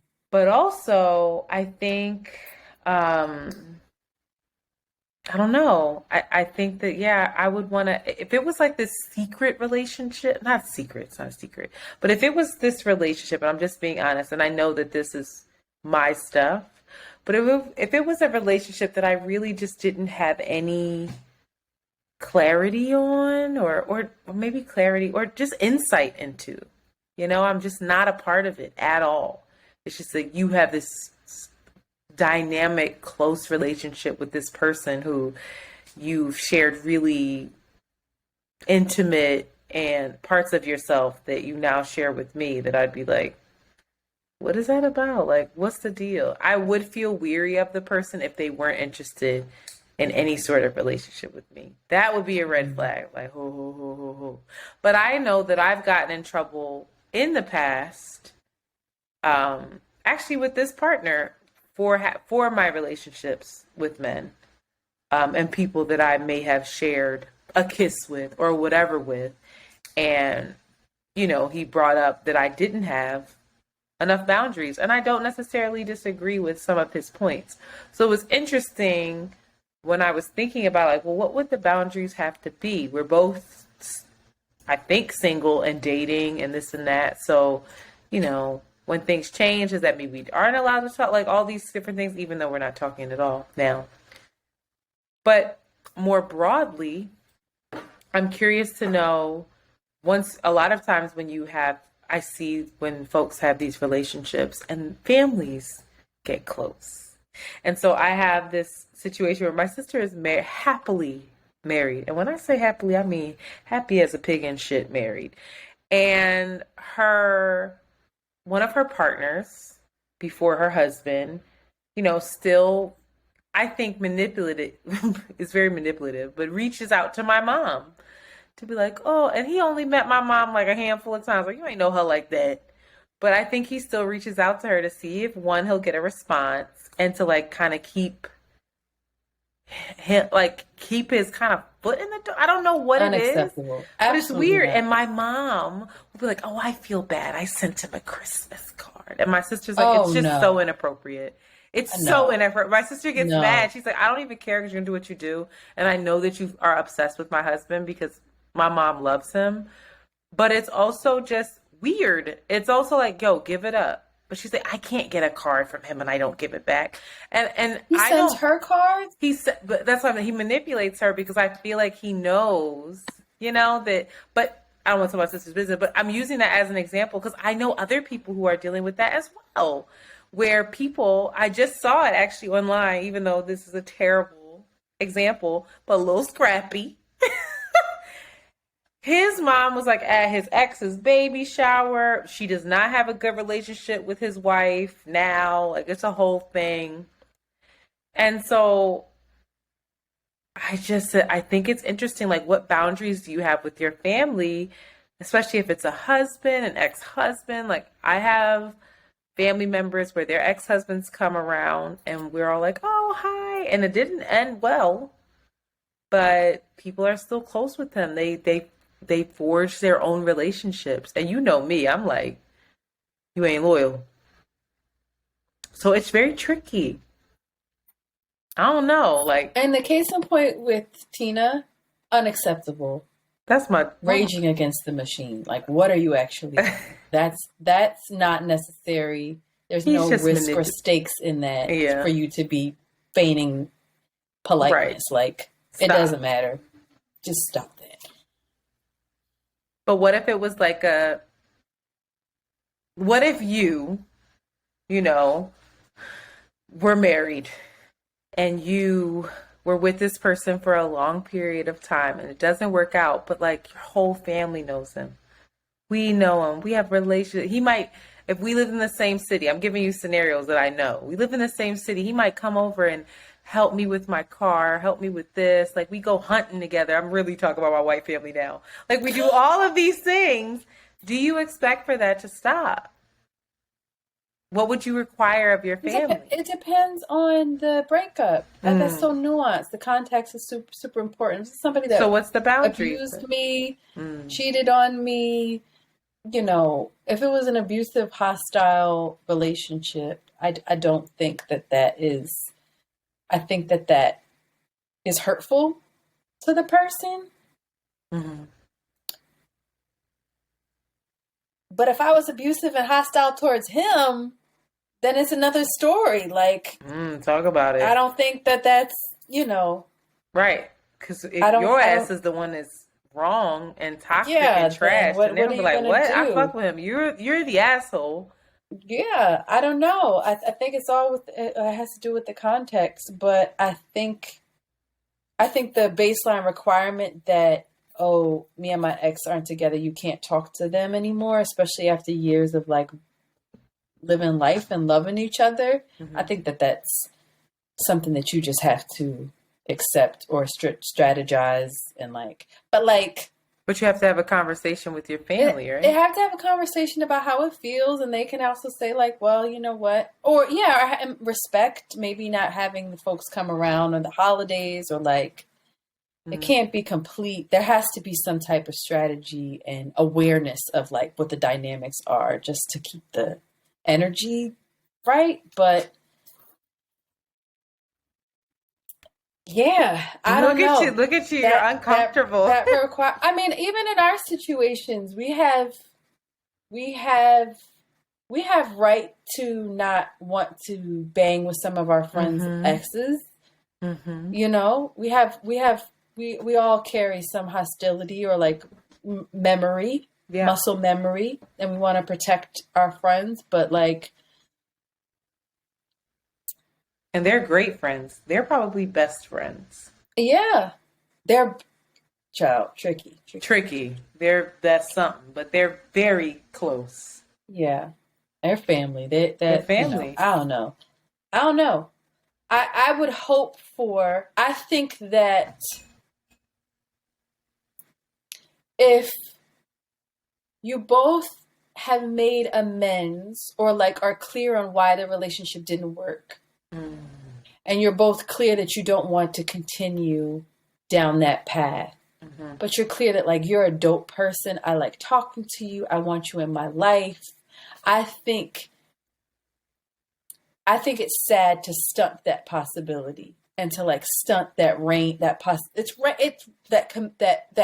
that practice of commitment and that practice of like having people in your life that are friends. That's dope.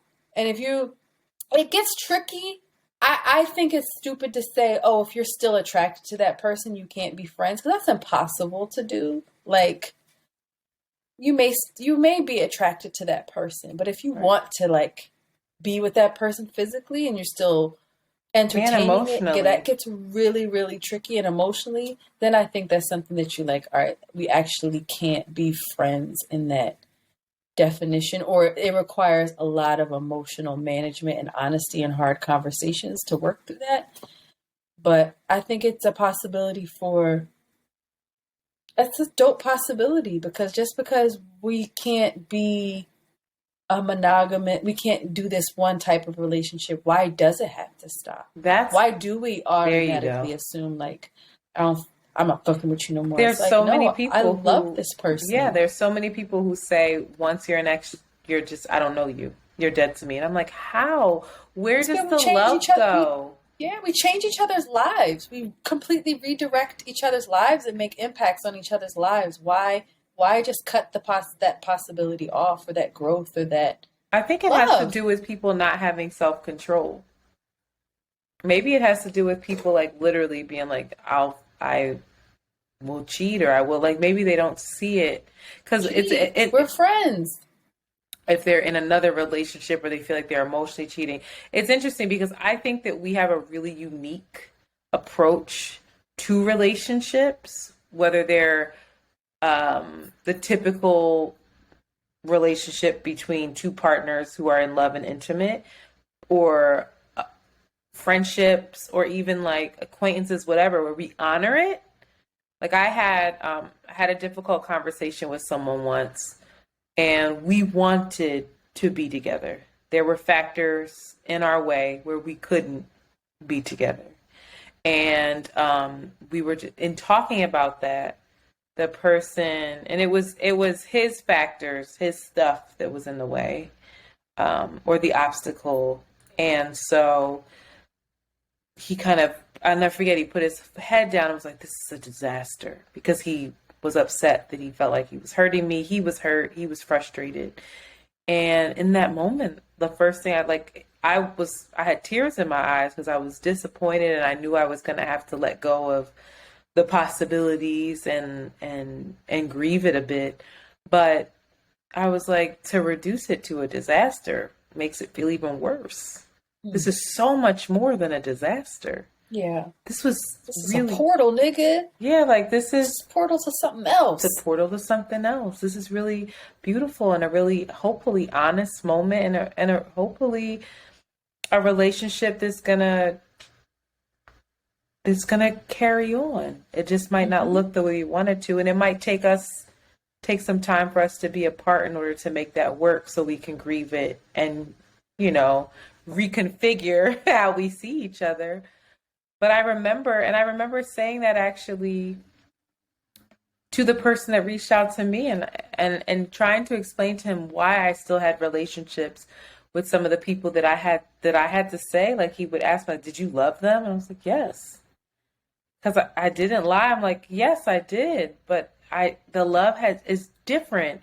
And I was just like, where does the love go? And I remember saying to him, like, if something happened between us, it doesn't mean that I don't love you. He was like, that's going to be really hard for your next person to hear. And I'll be honest, it is for a lot of men. So men, I know that there are a lot of men listening to this podcast. I'd love to hear from you on this, because it's interesting how it's easy for me to say it. I've never had a man come to me and say, this is my ex. I love her. She is one of my dear friends.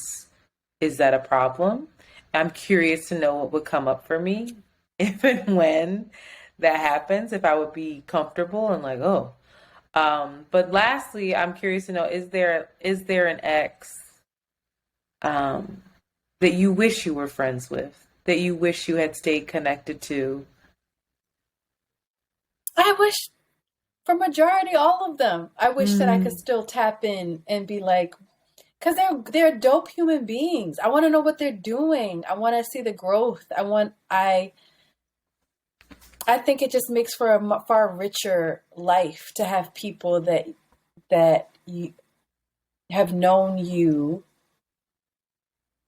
and are a witness to you. And I wish I could still be a witness to their growth and what they are doing. Every one of them. There's two that I don't care. That one crept up, right? That one was like, wait. There's two in there that I don't like them as people. So I would love to know who they are. I think I know the one. The numero uno, and then the one that dos. we both hate. I never met this human, but you when I showed you the pictures. It's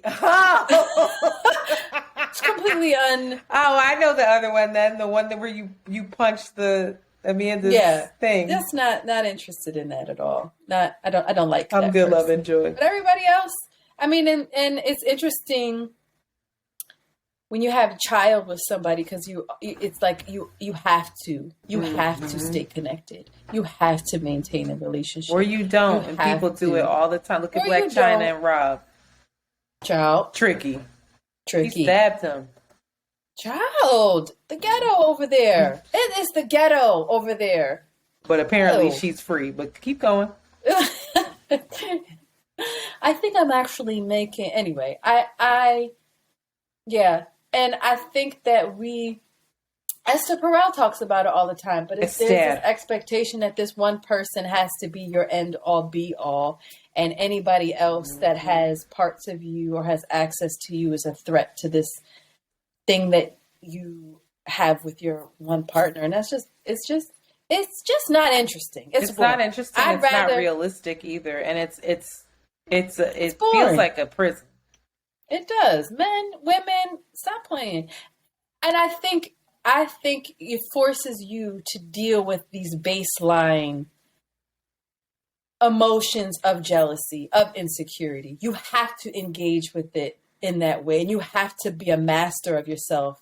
And it forces you also to be clear in your relationship. It's just maturity levels. It's just Homo sapien, evolved Homo sapien shit that you're forced to do. She's been reading during this little break. She saw one Basquiat exhibit, y'all. She saw one, didn't even know how to say his name, but she came on here and talking her shit. Basket, where he from? I went to the biscuit exhibit and it was dope. Like, it wasn't no biscuit. He is scribbling and scrabbling, child. He was scribbling, and some of them things, they look like a little like gargoyle-ish or whatever, but like, it was cool. Like, I can't stand you. Heard you though, Queen. Heard you. So friends with exes, we're into it. We're into it, as long as we're honoring it. We wish it could happen. As long as it don't make me insecure and jealous, I'm down. Wait, she ain't cooler than me. Oh, is you cooler or prettier than me? Friends with an ex who got a bad bitch now. You like, hold up, blocked. I don't need to see this shit. Oh, she fine. Oh, hell no. That would make me sick. All right, now we get real honest. I want to be his friend. It would force you to. It would force you to. It would force you to do more parts. work. But I want to be his friend, like his, not a friend, but like maybe a friend ish, like I saw this song, you would like it, ha ha ha. How you doing? Okay, cool. Well, but if he had like a bad bitch, I'd be like, all right, blocked. We can't be friends. I knew you were gonna sing that at some point. 'Cause I'm jealous of your girl. I'm jealous of your new boo. Tricky. Like, why she gotta be that pretty? Fuck out of here. Imagine that. He got like an Aaliyah or some shit. Beyonce or somebody. I'd be like, or if he started dating somebody who was like his friend during our relationship, and all of a sudden they were the loves of each other's life. Child. Tricky. Yeah, it's tricky. Hide your man, hide your kids. It's not nuanced. It's nuanced. That's the end of it. It's nuanced. It's tricky. We don't know. To answer the question, we don't know if she fine. Hell no. She ugly little fuddy duddy. Cool. Cool. No she can be my best friend too. BFFs. Matter of fact, going out. We go to the mall. Be her. I don't even need you. She my best friend. That's Right. all love. Invite her over. Yeah. Shit. Don't bring no bad bitch in here though. Cause I'm like, what the fuck? Like, I'll bring up old shit. Like, remember when you cheated on me? Remember when you hurt my feelings that night? Yeah, he did that, girl. Run. It'd be terrible. Terrible. Anyway. So I'm not emotionally mature enough to handle it. That's the end of this. And also, what kind of friendship you want to do? What kind of friendship do you want to have? Every time because it obviously requires commitment. No, I don't need a committed friendship. It's not a friendship. It's like a check-in. Like if I see you in the street, I don't want it to be weird. If I'm in town and I see that you have access at a certain spot, like why can I pull up or do I have to avoid you at all costs? It's like that kind of stuff. Oh, you're performing? Why don't I come and listen? Bring my homegirls. Like so they can throw some gasoline on that place, set that motherfucker on fire, nigga. Yeah, you want a hot set? We burning this motherfucker down, nigga. Fuck you. All right. Hot shit. You just gave me true Issa Rae right now. I don't know what that was, yo. Oh my God. Anyway, there's only one let me think. No, there's nobody in your life, I don't think, right now. There's people that's been in your life that I would have had the energy for, but they rectified things. Yeah. But y'all can hear it. Shanti is the most unforgiving bitch when it comes to other people's stuff. Shanti be like, I don't give a fuck. I had to say, I was like, girl, it's like 8 years ago. She was like, I don't give a fuck. He ain't changed. He ain't done nothing. He ain't shit. I'm only you playing. are not playing. At this point, You're not playing. It is a, and it's a running joke between he and I. No, not between me and you. Joke. Between he and I. The first thing he said, but I was like, maybe I'll, reach out and be like, what's up? And maybe it'll be okay. And he was like, yeah, but will it be okay with Shanti? Will it be okay with Shanti? I was like, you know what? Where are you going? Get your ass in the car. I just pull up. You in Philly? Get your motherfucker. Matter of fact, I share my location with you. You just pull up with a block like, babe, I'm in the RAV4. Get the fuck in. I see you. Get in the car. I see your auto, you dummy. What are you doing? I gotta go. I'm sorry. I gotta go. Shanti here. I gotta go. Get your motherfucking. Yo. Anyway, y'all. Thank you for joining us. This is the end of the episode. Pee so bad. I've had to pee for the past. Just hold. You don't see me over Come here. Come on, cramp. Lock it up. This is a good exercise. It's not healthy. It's not healthy. It's bad. Come on, lock it up and lock it in. You can do it. I know you've got the mom incontinence, but it's. Fight against it, boo. Let's wrap it up. All right, it's over. We out. We love y'all.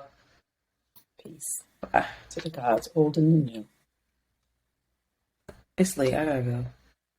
You gotta go pee. Our episodes are 2 hours now. No, it's not gonna be 2 hours. We talk for like 25 minutes between that.